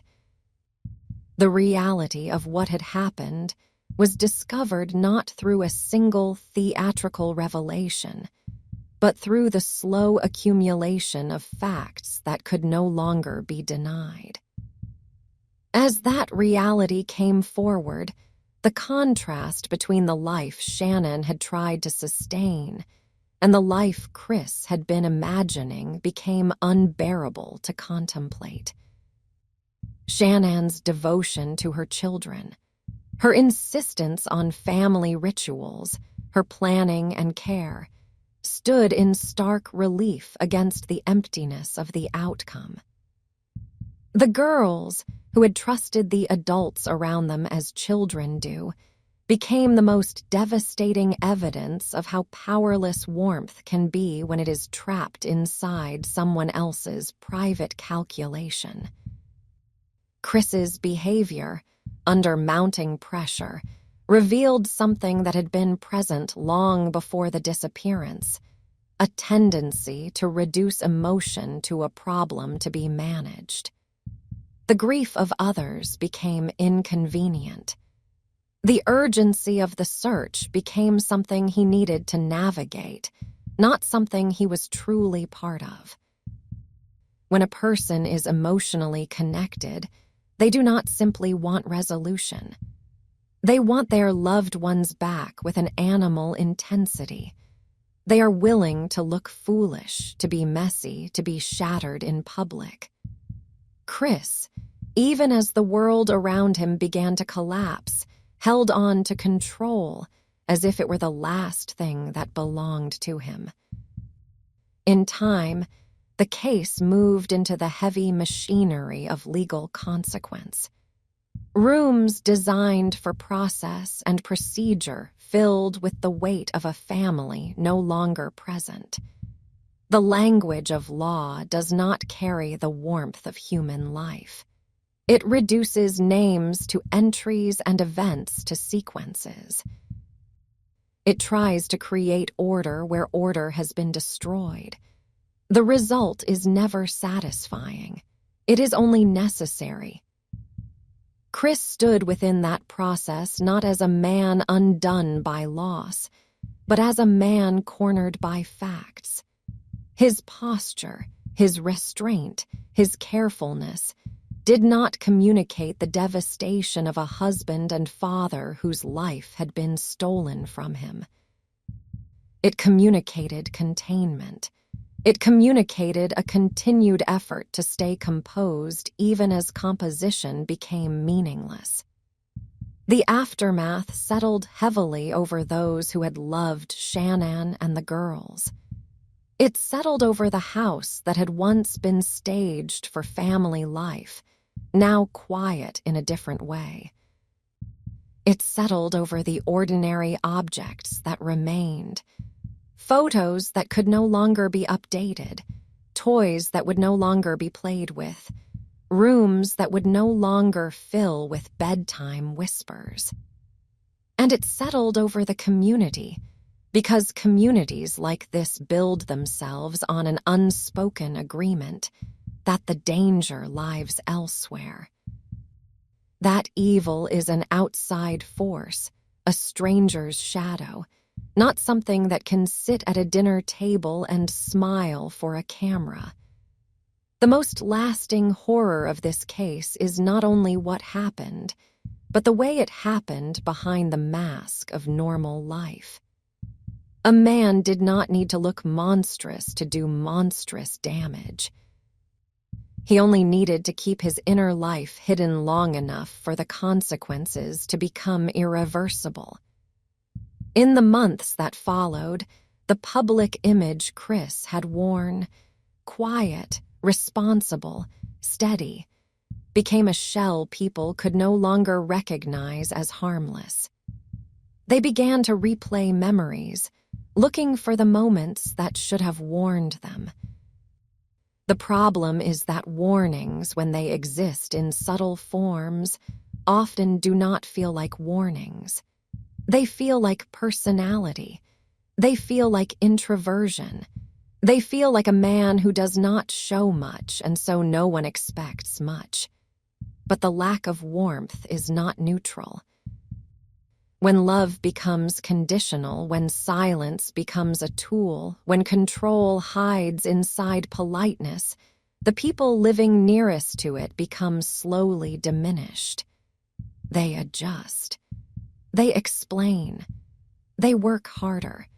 They offer more, hoping to get back what was never freely given. Shanann lived inside that effort, carrying the emotional weight of a household that looked stable while something inside it was hardening. The story, in the end, is not about a sudden rupture in an otherwise healthy life. It is about a long imbalance, one person vivid and giving, the other increasingly hollowed out, holding the family at a distance while benefiting from its appearance. It is about the way a home can become a place where love is displayed, but not truly shared, where the promise of safety is present in architecture and absent in reality. And even after the legal process moved forward, even after the case became a fixed set of known facts, something about it remained quietly unresolved. Not because the sequence of events was unclear, but because the emotional void at the center could never be fully explained. A family's warmth, once extinguished, leaves behind questions that no timeline can satisfy. Questions that linger in the silent spaces of a house like breath that never returns. That breathless quiet lingered because the disappearance did not simply remove 3 lives from a home. It removed the logic that had held the home together. It turned ordinary objects into accusations without words, and it forced everyone left behind to live inside a space where memory and evidence began to overlap. In the days and weeks that followed, the case hardened into a shape that could be measured. Movements were mapped. Timelines were refined. Records that had once been mundane, phone activity, location data, routine transactions, workplace access, became the scaffolding of reconstruction. Modern life leaves trails without intending to. It documents itself in small, indifferent increments, and when someone tries to erase a person, those increments become stubborn markers of truth. What made this story so destabilizing was not only the final outcome, but the contrast between the violence of the act and the quietness of the man at its center. There was no theatrical criminal persona to point to, no obvious external rupture that could explain it away. There was only the slow realization that emotional emptiness can coexist with domestic normalcy for years, and that the performance of stability can conceal a private willingness to discard what should have been sacred. Chris's public self had always been defined by containment. He had built his presence around the appearance of reliability, and he had trained those around him to expect little emotional expression from him. That expectation became, in hindsight, its own kind of warning.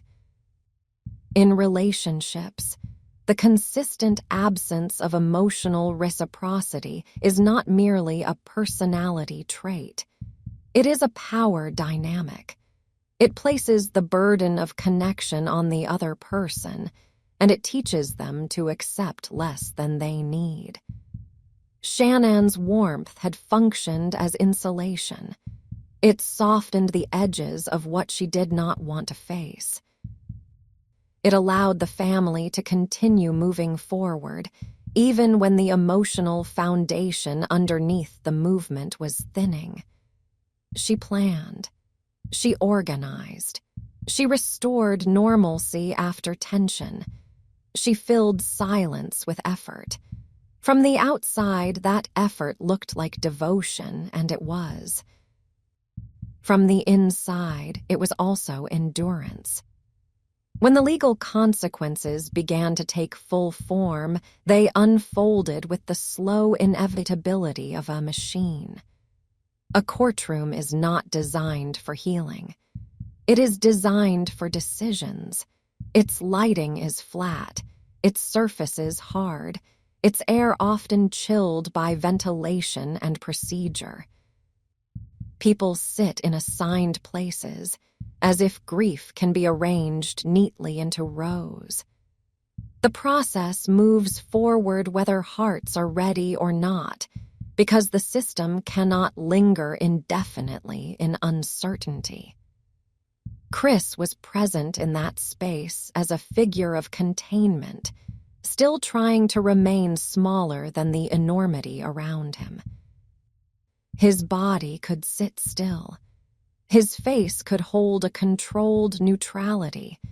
His hands could remain folded. The room did not reward this control. If anything, it amplified it. In a setting where the absence of Shanann and the girls pressed into every breath, his restraint looked less like dignity and more like distance. Those who loved Shanann carried a different kind of weight into that room. Not only sorrow, but a grinding disbelief that never fully resolves. The mind searches for a version of the story that allows it to remain attached to the world as it understood it the day before everything changed. It reaches for the smallest details, messages sent, plans made, a return flight, a suitcase unpacked, because those details belonged to a life still in motion. And now they were being transformed into artifacts of finality. The case did not require theatrical declarations to become clear. It required only the accumulation of practical facts, each one tightening the boundary around what could plausibly be denied. As that boundary narrowed, Chris's options narrowed with it. Control, which had served him so effectively inside the private world of marriage, began to fail under public scrutiny. The difference between controlling one person and confronting an entire system is that the system does not adjust itself to protect his comfort. Even so, the emotional truth of what happened remained strangely resistant to understanding. People could grasp the timeline. They could grasp the practical steps. They could grasp the consequences. What they could not grasp was the internal permission required to do it. That permission is the darkest element in this kind of domestic tragedy, because it suggests a private reality in which other people are no longer fully human.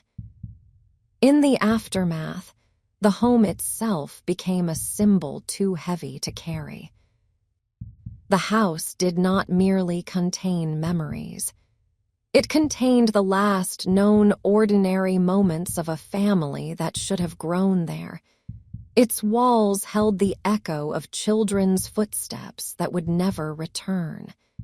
Its staircase, its bedrooms, its kitchen counters became more than architecture. They became a map of absence. For a long time, the house remained as it had been, standing, intact, visible, because physical structures outlast emotional realities. Neighbors drove past it and felt the tightness in their chest. People who had never met Shanann felt it too, because the story had entered public consciousness and changed the way safety itself was perceived. It reminded everyone that the most catastrophic danger is sometimes not an intruder from outside, but the person who knows the door code, who understands the schedule, who can predict when the street will be quiet. Shanann's digital presence, once bright and active, remained in fragments, images, posts, small moments captured in the ordinary way families now capture themselves. Those fragments took on a painful double meaning. They were proof of life, but also proof of what had been lost. The smiles in those images became unbearable to look at for too long, because they were not performative in the way Chris's composure sometimes seemed to be. They were real. They were the natural expression of a mother who believed her children were safe, who believed the future was still open. In that contrast, the case settled into its enduring shape, warmth confronted by coldness, effort confronted by detachment, vulnerability confronted by control. And as time passed, the story continued to reveal its earlier layers. The months before the crime were not simply a prelude. They were the slow tightening of a psychological trap. Financial stress, marital tension, the pressure of maintaining appearances, and the private emergence of a new attachment all contributed to an environment where Chris's impatience could grow. But none of those pressures, no matter how real, could explain the decisive act that followed. They could only illuminate the conditions under which his capacity for empathy failed. There is a particular cruelty in the way controlling people often avoid open conflict. They can endure misery, but they cannot endure exposure. They can tolerate unhappiness, but they cannot tolerate the public humiliation of being seen as the one who broke a family. They want outcomes without consequences. They want freedom without responsibility. They want to step into a new life as if the old one can be erased cleanly behind them. In the Watts case, that desire did not manifest as a straightforward departure. It manifested as removal. Not only of a spouse, but of the children who represented the strongest bond, the most permanent tie, the most visible proof of the family identity Chris had worn. The public struggle to understand this element never fully faded. People tried to locate the moment where the man became capable of what he did. Some searched his past for prior eruptions, for visible cruelty, for anything that would have announced itself. Others looked at his quietness and wondered how many times quietness had been misread as gentleness, How many times emotional absence had been excused as shyness? How many times a lack of visible anger had been mistaken for safety? But the case did not offer simple lessons. It offered only a grim reminder that control can be silent, that manipulation can be calm, and that the absence of warmth is not neutral when it is paired with entitlement. What remained for those who loved Shanann was not only grief, but the endless aftershock of imagining her final ordinary hours. Not in graphic detail, not in the mechanics of what happened, but in the emotional reality of it. The moment a woman realizes the person beside her is no longer emotionally reachable, the moment she senses danger without being able to prove it, the moment she feels the ground shift under the life she had tried so hard to build. There is no closure in that realization. There is only the slow work of carrying it. As the legal outcome settled, it created a definitive public record, but it did not create peace. A verdict or sentence can declare accountability, but it cannot restore the living texture of a family. It cannot bring back the small things that made Shannon's life hers, her voice in a room, her children's routines, the daily rhythm of care. It cannot undo the way the case fractured a community's sense of normalcy. And the man at the center of it remained, in every public image afterward, unsettlingly consistent, still contained, still small, still appearing as though the full emotional dimension of what he had done existed somewhere outside his reach. That, perhaps, was the most chilling element of all. Not rage, not spectacle, but the sense of a person who could sever himself from empathy so completely that even the consequences seemed to belong to someone else. Time moved forward, because time always moves forward. Seasons changed in Frederick. Snow came and melted. New families moved into nearby homes. Children in other houses grew taller. Life attempted to reassert itself. But some stories do not end when the legal process ends. They linger in the routines that remain. They linger in the way a mother grips her child's hand a little tighter walking across a parking lot. They linger in the way a neighbor pays attention to a closed garage door, to a light left on too long, to a silence that feels slightly too complete.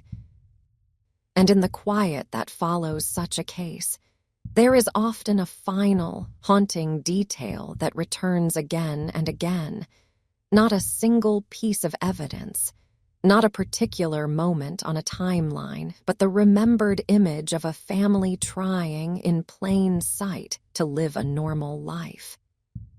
A woman building warmth day by day. Children trusting without hesitation. A man accepting the benefits of that warmth while quietly withdrawing from the humanity that sustained it.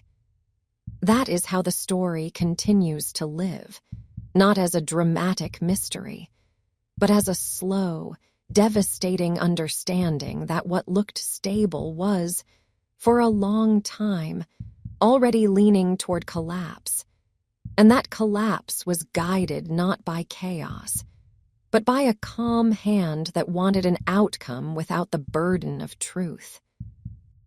Truth.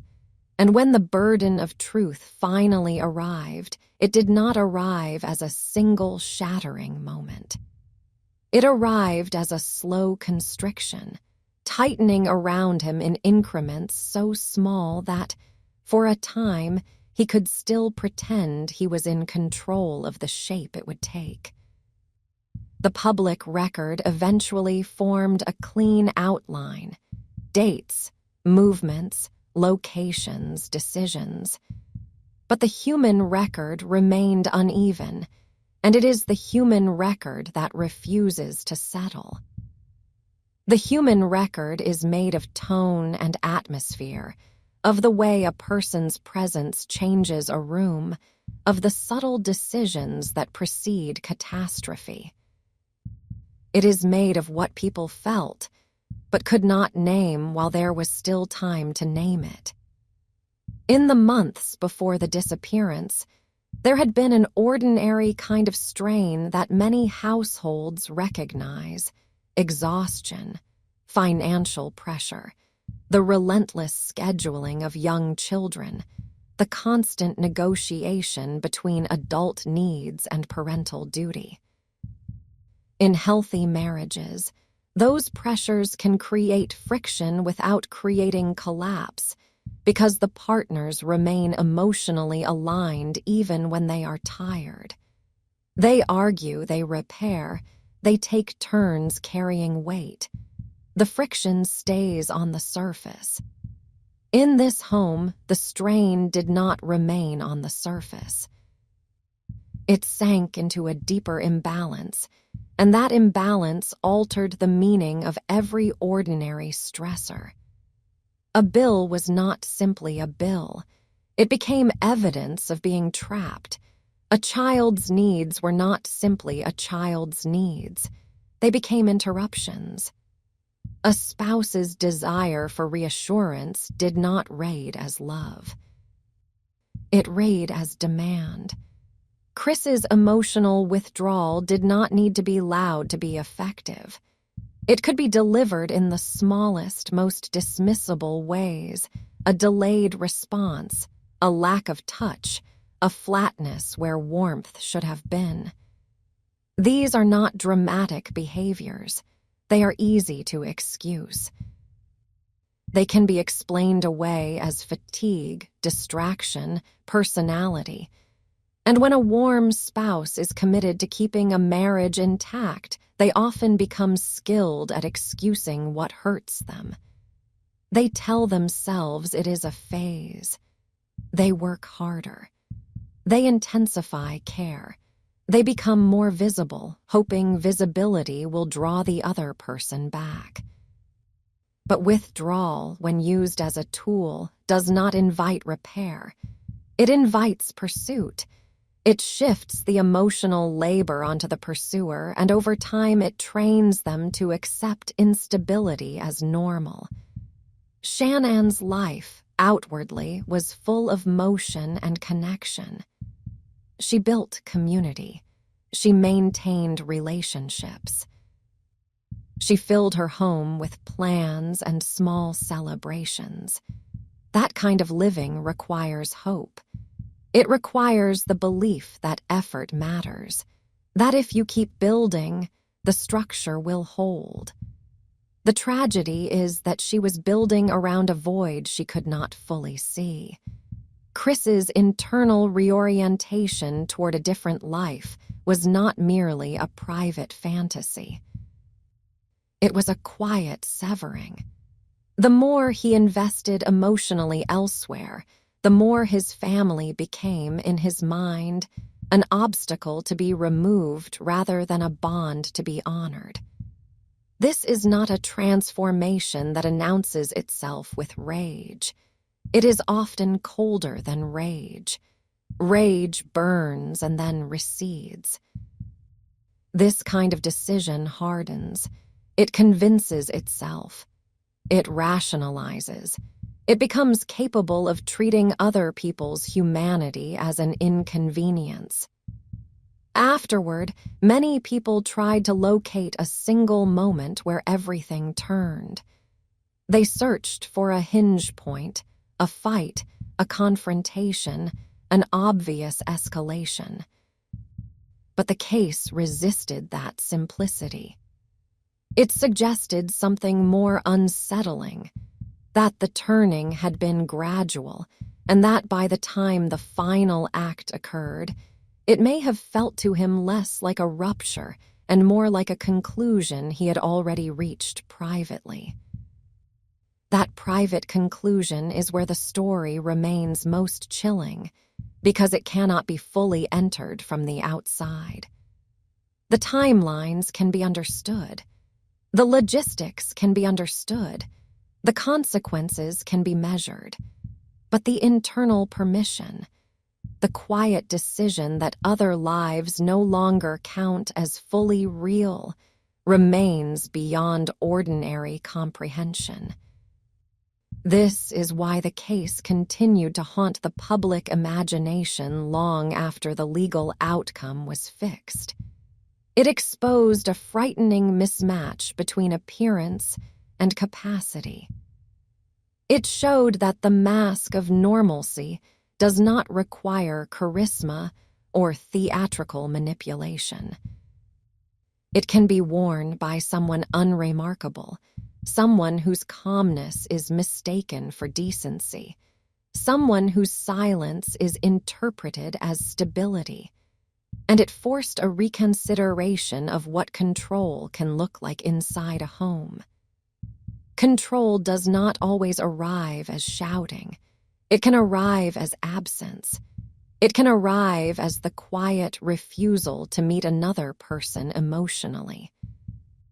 It can arrive as the consistent message, spoken without words, that the other person's needs are excessive, that their fear is irrational, that their desire for closeness is a burden. Over time, the warm spouse begins to question their own instincts. They become more cautious, more accommodating, more desperate to restore what they remember.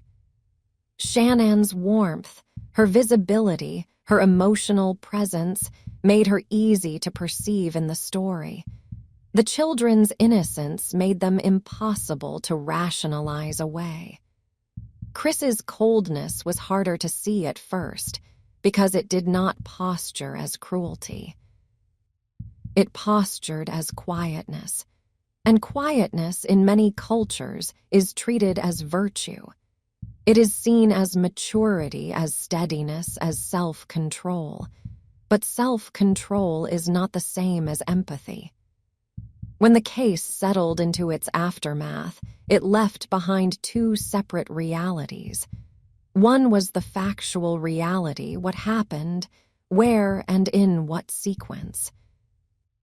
The other was the atmospheric reality, what the home must have felt like in the weeks before the disappearance, what it meant to live with a man who could withdraw warmth so completely, what it did to a woman who was trying to hold a family together while feeling the emotional ground shift under her feet.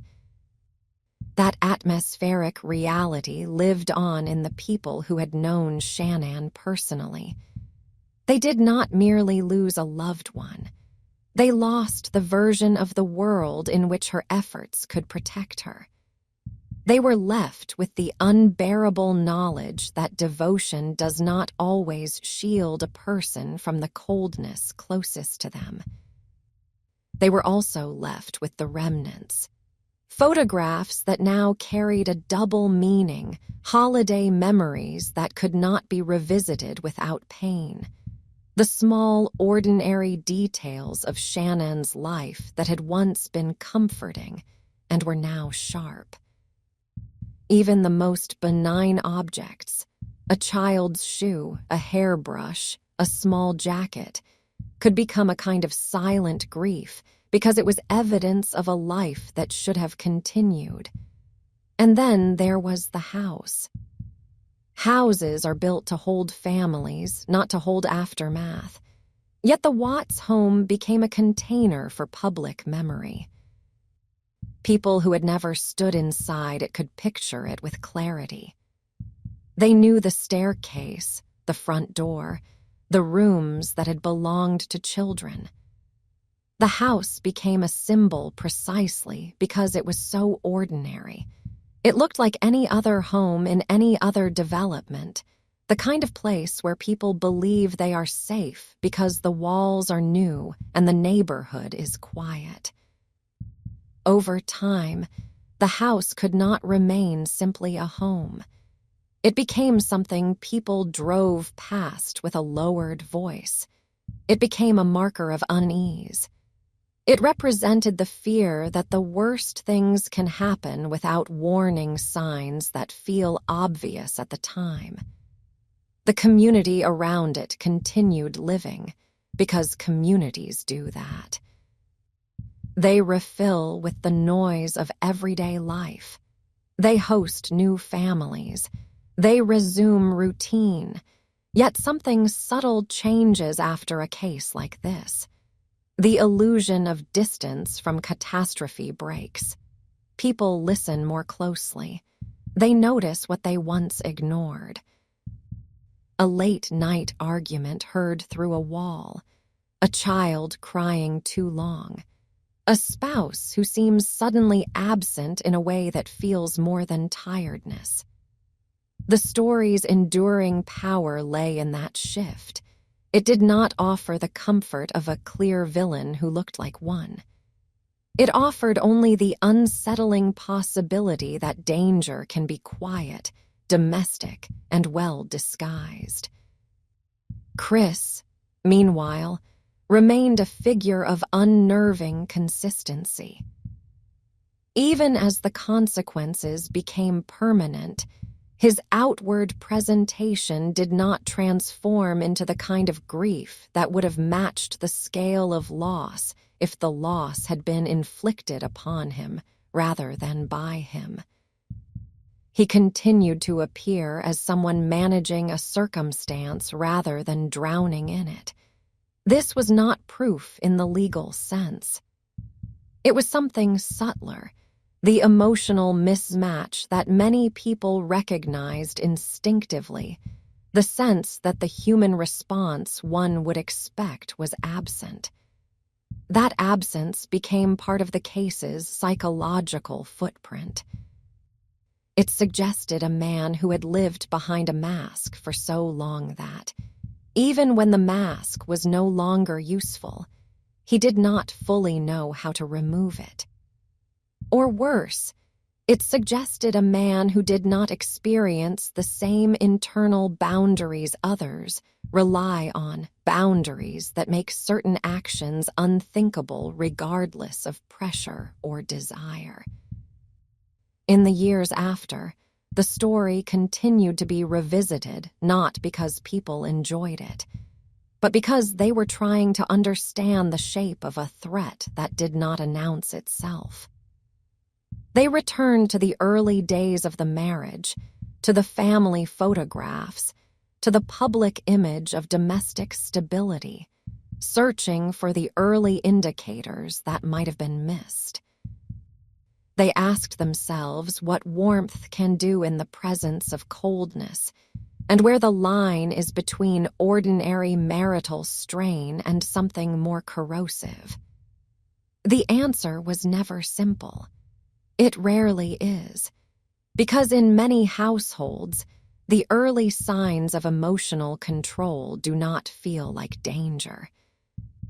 They feel like disappointment, like loneliness, like the slow diminishment of what once felt mutual. They feel like something that can still be fixed if a person just tries harder. And that is where the story's true devastation lies, in the fact that Shanann did try harder. She tried in the ways people are taught to try, through communication, through planning, through love made visible. She did not disappear from her marriage emotionally. She remained present, even when she was being met with distance. She remained human, warm, vulnerable, even when vulnerability was not being protected. The final consequence did not erase that warmth. It made it stand out more starkly, like light remembered after a room goes dark. And still, even as the world around the case tried to move on, the deeper question remained unresolved in the minds of those who carried it. How a person can live inside a family, accept its care, accept the identity it provides, and yet privately arrive at a place where removal feels easier than responsibility? That question does not settle. It does not conclude. It returns in different forms, in different quiet moments. Whenever someone looks at an ordinary home and remembers that ordinary is not the same as safe, and that the most dangerous silence is sometimes the one that sounds, at first, like peace. Peace. And peace is a word that can be misused. In the weeks after the disappearance became undeniable fact, the world around the case did what it always does when confronted with something it cannot neatly absorb. It tried to create borders. It tried to contain the horror inside timelines and documents, to shrink it into something manageable, something that could be pointed to and then left behind. But domestic tragedy does not stay contained because it contaminates the very idea of home. It changes the way people interpret a closed door, a quiet morning, a family photograph framed on a wall. The Watts home, once meant to be an advertisement for stability, became an object people could not look at without feeling the wrongness of it. Its shape did not change, but its meaning did. The stairway was no longer just a stairway. The children's rooms were no longer just children's rooms. Even the most ordinary corners of the house began to feel charged with an absence that had become permanent. The legal process, with its rigid language and cold pacing, moved forward in parallel. It did not rush, and it did not soften.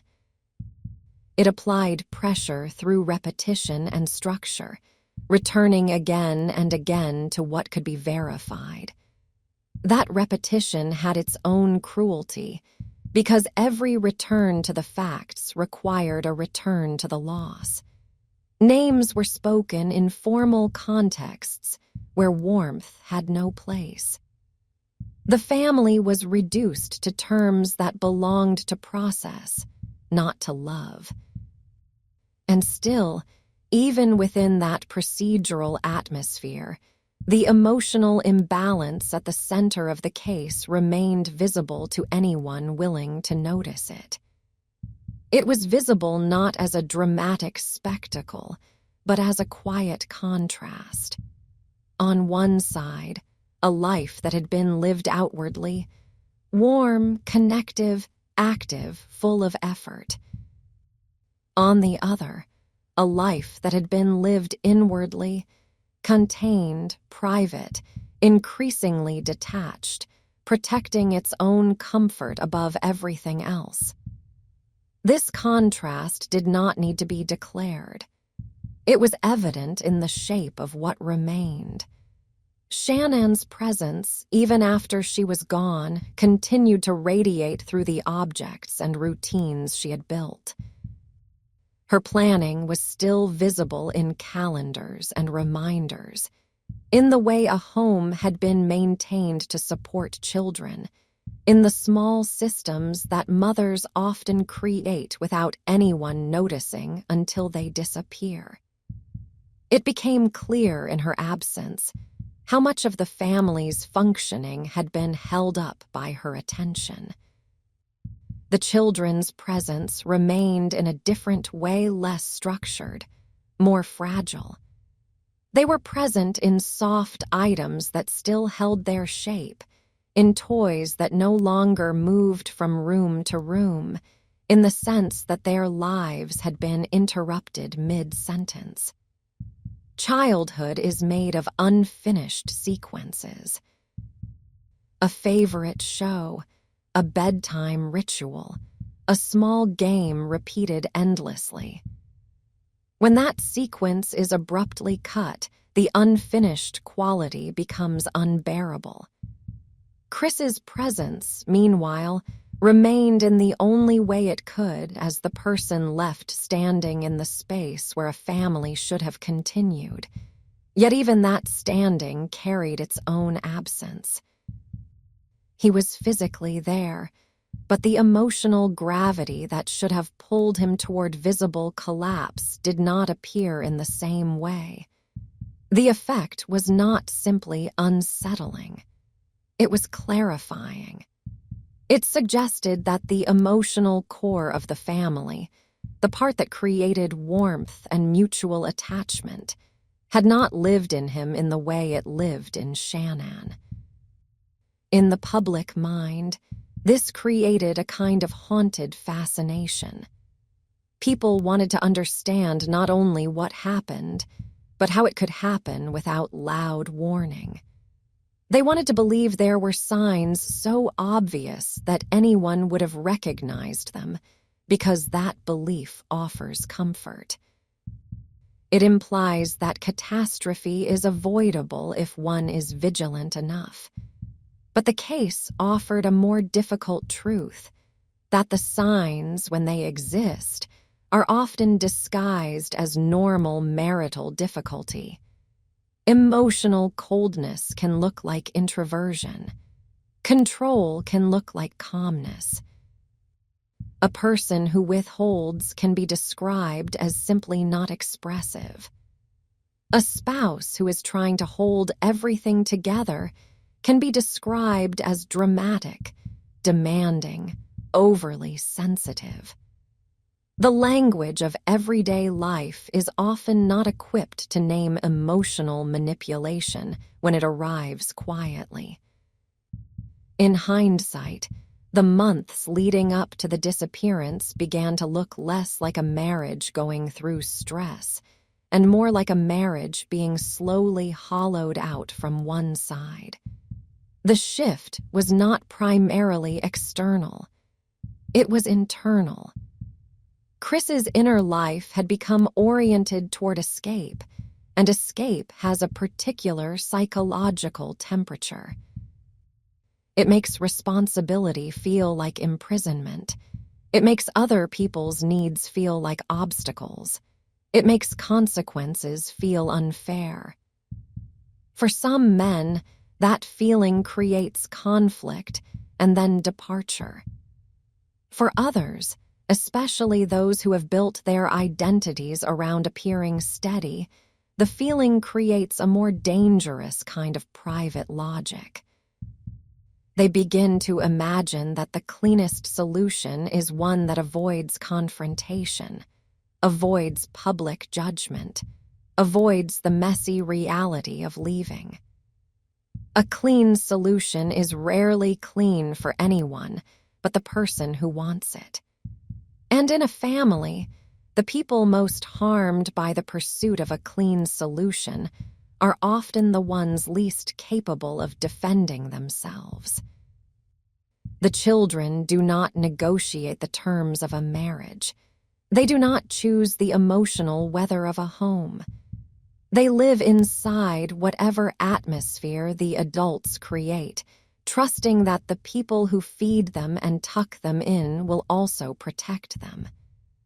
That trust is not optional. It is built into childhood. The case forced the world to look directly at what happens when that trust is placed in the wrong hands. It also forced a reconsideration of the meaning of a smile. Not the obvious theatrical smile of performance, but the everyday smile that appears in family photographs, the kind that convinces others that everything is fine. In the images from the Watts family life, Shannon's warmth is visible as a kind of open light. The girls' faces carry the ease of being loved. Chris's expression in many images appears acceptable, pleasant, neutral, composed. Yet neutrality can be a mask when warmth is absent. A neutral face can sit beside a laughing child and still remain emotionally distant. This is not something a camera can fully capture, but it is something people begin to sense once they know what the camera could not have known. They begin to see the difference between a person participating and a person occupying space. They begin to notice how often one person's energy fills the frame while the other person's energy remains faint. After the case became fixed in public memory, it created a strange kind of echo for countless other families. Not because their lives mirrored the outcome, but because many recognized pieces of the emotional pattern. The slow withdrawal. The way one partner carries the emotional work alone. The way love becomes a pursuit rather than a shared state. The way control can be exercised without raising a voice. For those who had known Shanann in real life, these patterns were not abstract. They were tied to a person who had laughed, planned, worried, and loved in a way that was unmistakably human. They carried memories of her reaching out, making connections, building stability. Those memories did not soften with time. They sharpened because now they had to coexist with what happened after. Grief in such cases does not move in a straight line. It circles. It returns to the same questions, the same images, the same small moments that now feel like warnings the mind insists must have been there. The people left behind replay ordinary scenes, searching for the second meaning they did not notice at the time. A quiet dinner, a short message, a photograph posted on a bright day, a subtle tension on a face. They cannot stop searching because the search is not only for answers, it is for control. It is for a way to believe the world can be made predictable again, but predictability was exactly what the case destroyed. The aftermath also revealed the cost of a life lived partly as performance. The Watts family had not been unusual in sharing images and updates. Many families do. Yet once the story broke open, those images became fixed points for public interpretation.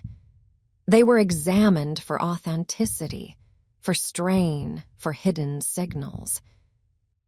The effect was deeply unfair to the living memory of Shanann and the girls because their images were never meant to be evidence. They were meant to be love made visible. Still, the public cannot help itself. It looks for patterns because patterns give the illusion of control. People wanted to identify a moment when the marriage shifted, when Chris became unreachable, when Shanann might have sensed the danger. They wanted to believe that if they could find that moment, they could learn to avoid it in their own lives. Yet the case did not offer a single moment. It offered a gradual erosion. That erosion begins in many homes with small asymmetries. One person's emotional needs treated as excessive, one person's silence treated as normal, one person's effort treated as obligation. Over time, the warm spouse becomes trained to accept less and less, while still providing more and more. They become skilled at explaining away pain, not because they are foolish, but because they are invested. They do not want to believe the person beside them is capable of a kind of emptiness that cannot be repaired by love. Shanann's tragedy includes that very human hope, the belief that effort can restore connection, that clarity can be reached, that marriage can be saved through persistence. That hope is not naive. It is what holds many families together through difficult seasons. The devastation is that hope becomes powerless when the other person is not participating in the same emotional reality. In the quiet years that followed, the case remained like a dark marker in the cultural landscape, not because it was unique in its category, but because it was so stark in its contrast. It showed a man who could move through domestic life without the internal boundary that should make certain actions unthinkable. It showed a woman and children whose warmth and vulnerability were real, not staged, and whose trust existed where it should have been safest. And even as the world tried to move on, the story continued to settle into the small spaces of everyday life, where it could not be easily dismissed. In the pause before turning out the lights. In the moment, a spouse notices emotional distance and wonders whether to dismiss it. In the quiet realization that the absence of conflict is not always peace, and that silence can sometimes be a strategy rather than a comfort. The most unsettling cases do not end with the closing of a file or the passing of time.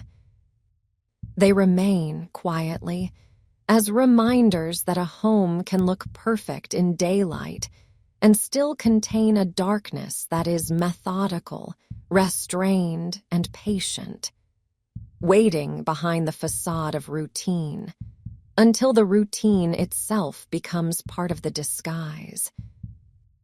Until the routine itself becomes part of the disguise, and the disguise becomes so familiar that people stop questioning what they are living inside. In the months that followed, the most painful work was not performed in courtrooms or on paper. It was performed in private, in the slow recalibration of minds forced to accept that a family's last day together did not end in ordinary fatigue, but in irreversible absence. Those closest to Shanann, and the girls had to learn how to breathe in a world that had been rearranged. They had to walk through grocery stores, drive familiar roads, answer casual questions from strangers, all while carrying a knowledge that did not fit into everyday conversation. Grief is often described as waves, but this kind of grief is also a landscape. It does not simply come and go. It becomes the ground itself, and everything else must be built on top of it. The smallest triggers can bring it rushing forward: a child's laugh in a public place, a certain shade of hair, the sight of a mother bending down to tie a shoe. In those moments, memory does not arrive gently. It arrives like a force, pulling the mind backward into a life that should still exist. The case continued to draw attention not only because it was tragic, but because it was legible. The outlines were clear enough for people to imagine their own homes inside it. A marriage under strain, a husband who appears steady, a wife who tries harder, children who depend on the adult's emotional weather. The scene was familiar, and because it was familiar, the outcome felt like a warning no one wanted but many could not ignore. As time passed, people returned again and again to the same question in different forms: what does danger look like when it is not loud? The answer was never found in a single dramatic detail. It lived in the slow patterning of emotional control, in the way affection can be rationed, in the way silence can be used as punishment without ever being named as such. in the way one partner can set the emotional temperature of a home simply by withdrawing warmth until everyone else adjusts to survive it. These are not criminal acts in the narrow sense. They are relational realities, and yet they create the psychological conditions in which cruelty can hide behind normalcy. When someone like Chris moves through a marriage in this way, the harm is not always visible from the outside. Many people interpret his restraint as maturity. They mistake his lack of visible emotion for self-discipline. They praise him for being calm, for not being dramatic, for keeping things together. Meanwhile, the person beside him carries the emotional cost, absorbing the instability and trying to compensate for it. In that dynamic, the warm spouse often becomes more visible and, paradoxically, more vulnerable to judgment. Their efforts to communicate look like neediness. Their attempts to restore intimacy look like pressure. Their distress looks like overreaction. The controlling spouse benefits from this imbalance. They can remain quiet while the other person appears intense. They can remain still while the other person moves. Over time, the warm spouse begins to fear that others will see them as the problem, and that fear further isolates them inside the relationship. This is how the imbalance becomes self-reinforcing. It is not sustained by violence alone, but by perception, by the subtle social advantage of appearing calm. In Shanann's case, that advantage followed Chris into the earliest days of the disappearance. For a brief time, the world treated him as a husband facing an unexpected crisis. It looked at his quietness and interpreted it as shock. It assumed, because most people assume, that a father would share the same desperate urgency as everyone else. That assumption is one of the ways society protects itself from the full terror of reality. It is easier to believe that there are basic human limits most people do not cross. When those limits were revealed as fragile, the case became something more than a family tragedy. It became a rupture in the collective sense of domestic safety.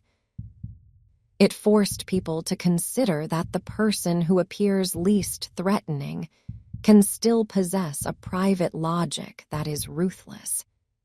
That private logic, once formed, does not necessarily require ongoing rage to maintain itself. It requires only a steady devotion to self-interest. It requires the ability to imagine other people as objects rather than as full lives. It requires the ability to see children not as irreducible human beings, but as extensions of a life one no longer wants. There is something uniquely chilling about that, because it is not driven by a chaotic impulse. It is driven by a kind of emotional minimalism, a life narrowed down to what serves the self, with everything else treated as expendable. When the legal outcome settled into permanence, the story did not disappear. It continued to evolve in the way stories do when they become cultural memory. People discussed it not only as a sequence of events, but as a study in appearance. A man who did not fit the stereotype of obvious danger. A family that looked like countless others. A neighborhood that seemed designed to exclude catastrophe. The case became a reminder that safety is not guaranteed by architecture, by income, by a pleasant street, or by a calm face. And yet, Amid all the analysis, amid all the revisiting of details, the most devastating truth remained simple and stubborn. Shanann and the girls were real people, not symbols. Shanann's warmth was not a narrative device. It was a daily practice. It showed itself in small acts of care that most households depend on without noticing: meals prepared, schedules maintained, small fears soothed, childhood routines protected. Afterward, those routines became ghosts, not in any supernatural sense, but in the practical way absence shapes a space. A high chair that no longer needs to be wiped down. A bedtime story that no longer needs to be read. A laundry cycle that no longer includes small pajamas. These are ordinary details, and that is what makes them unbearable. They force the mind to imagine the future that should have unfolded, the birthdays that should have arrived, the school years that should have been navigated, the slow growing up that should have happened inside the same walls. In the wider public, those details were often reduced to sadness at a distance. But for the people who had touched Shanann's life directly, the details were personal. They could remember her habits, her expressions, her particular way of moving through a day. They could remember the girls as more than names. They could remember the small quirks and preferences that make children unmistakably themselves. That specificity is what grief clings to. It does not cling to abstract tragedy. It clings to the vividness of a person's existence. Meanwhile, the person who had stood closest to them in daily life was now fixed in public memory as the source of the catastrophe. And that created another layer of pain, the knowledge that the threat was not external. It had been inside the home. It had shared meals. It had participated in family photographs. It had accepted love as a resource while withholding love as a human bond. This is the kind of realization that turns memory into something sharp. People begin to revisit old images and see them differently. They notice where Shanann's attention is directed, how she leans toward her children, how her face carries an effort to create brightness. They notice how Chris occupies the frame, how his presence is there without necessarily radiating outward. They see, in retrospect, the difference between a person who is emotionally investing and a person who is simply present. The case also left behind a quieter, less visible consequence. It taught many people to distrust their own longing for simple explanations. There is comfort in believing that evil announces itself. There is comfort in believing that the dangerous person will look dangerous, sound dangerous, behave dangerously in obvious ways. This case did not offer that comfort. It suggested instead that danger can be compatible with normal speech, normal posture, normal routines. It also suggested that warmth can coexist with vulnerability in ways that do not protect the warm person. Shanann's warmth did not cause the tragedy, and it did not prevent it.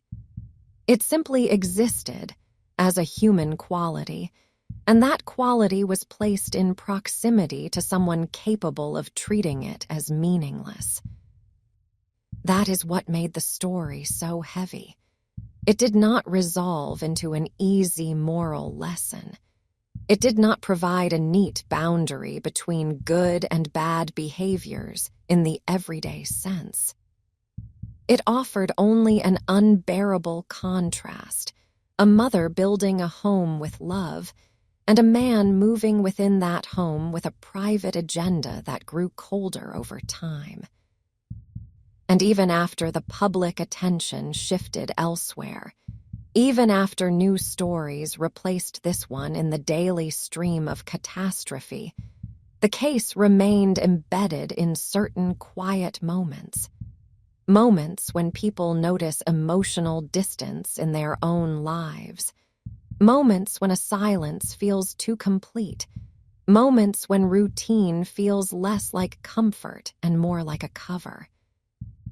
Because once a story like this enters the mind, it changes the way routine sounds. It changes the way a quiet house feels at dawn.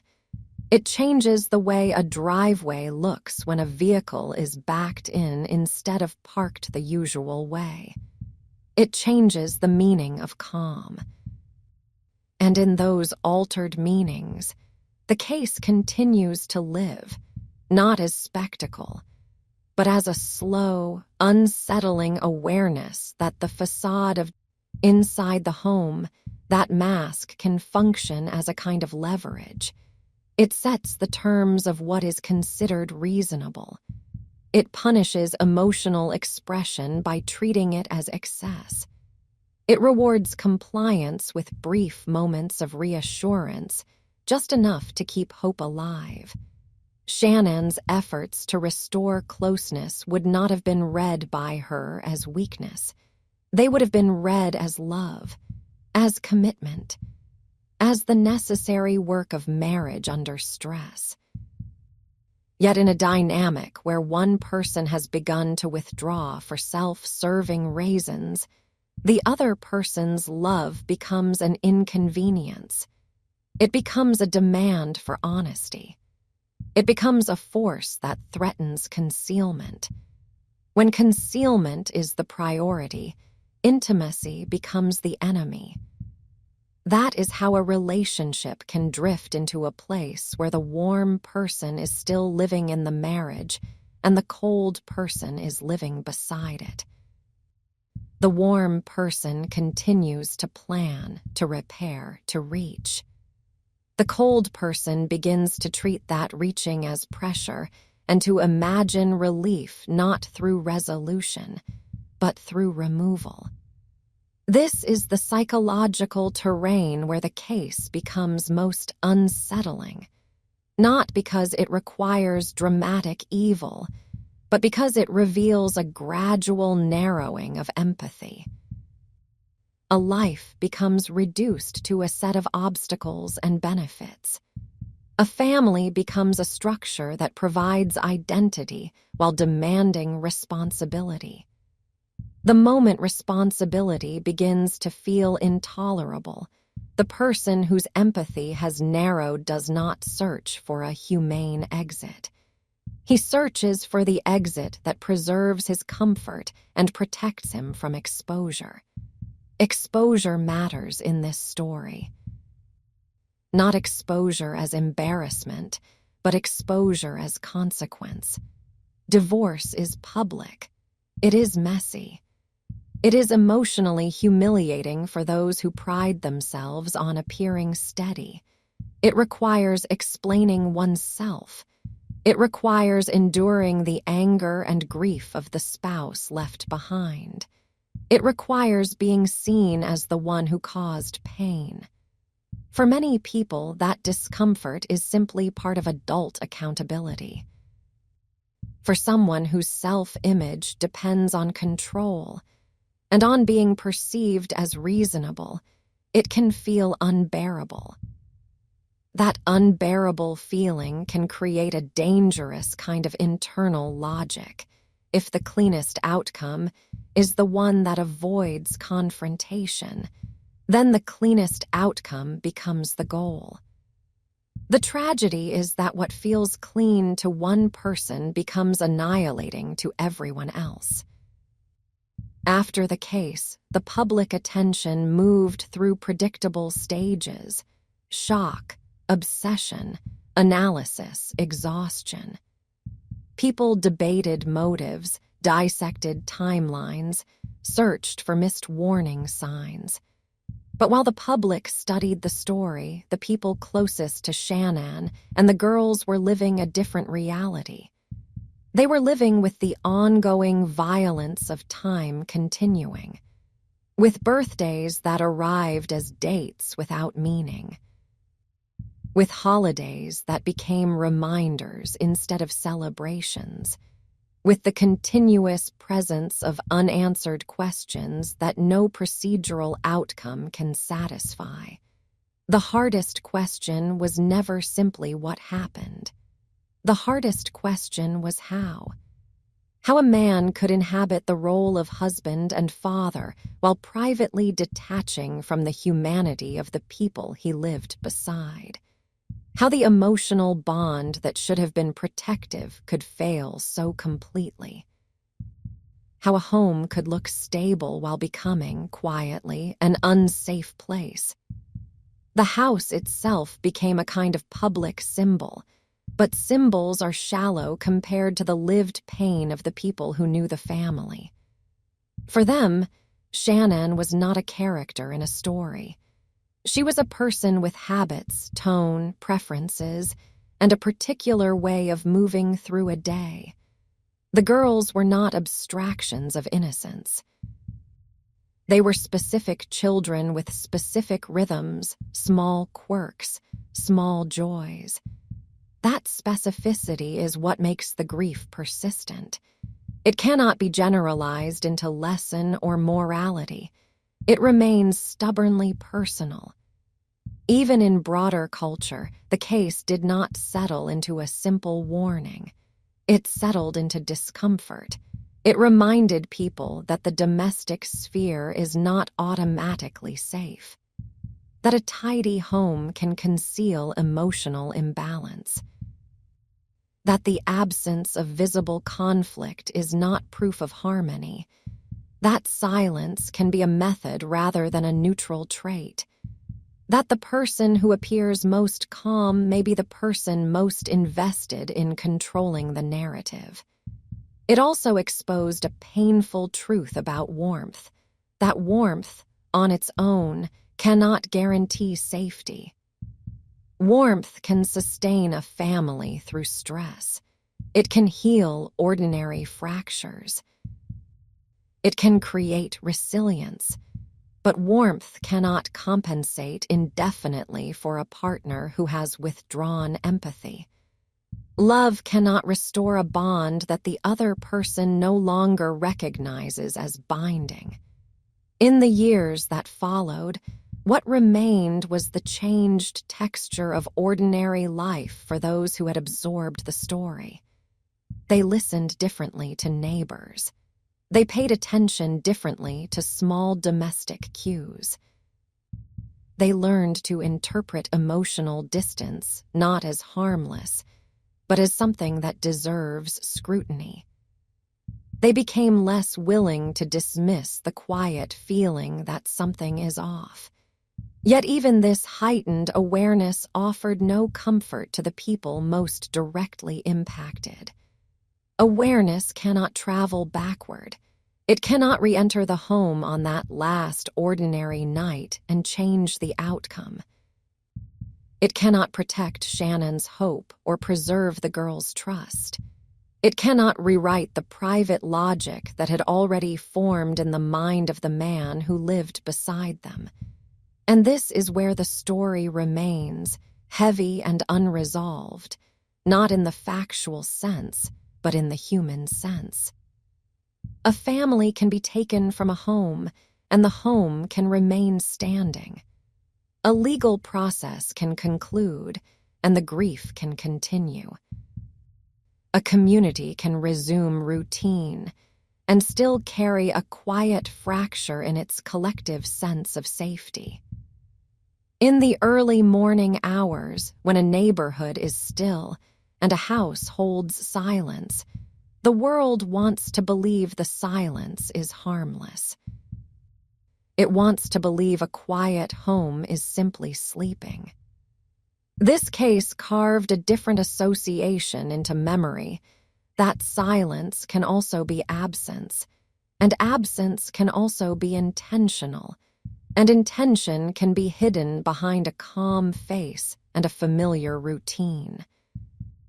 That is why the story continues to linger. Not because it offers a mystery, but because it offers a bleak clarity about what can happen when emotional coldness is allowed to masquerade as steadiness, when control is mistaken for maturity, and when a family's warmth is doing all the work of making a home feel safe while the person closest to that warmth is already preparing to live without it.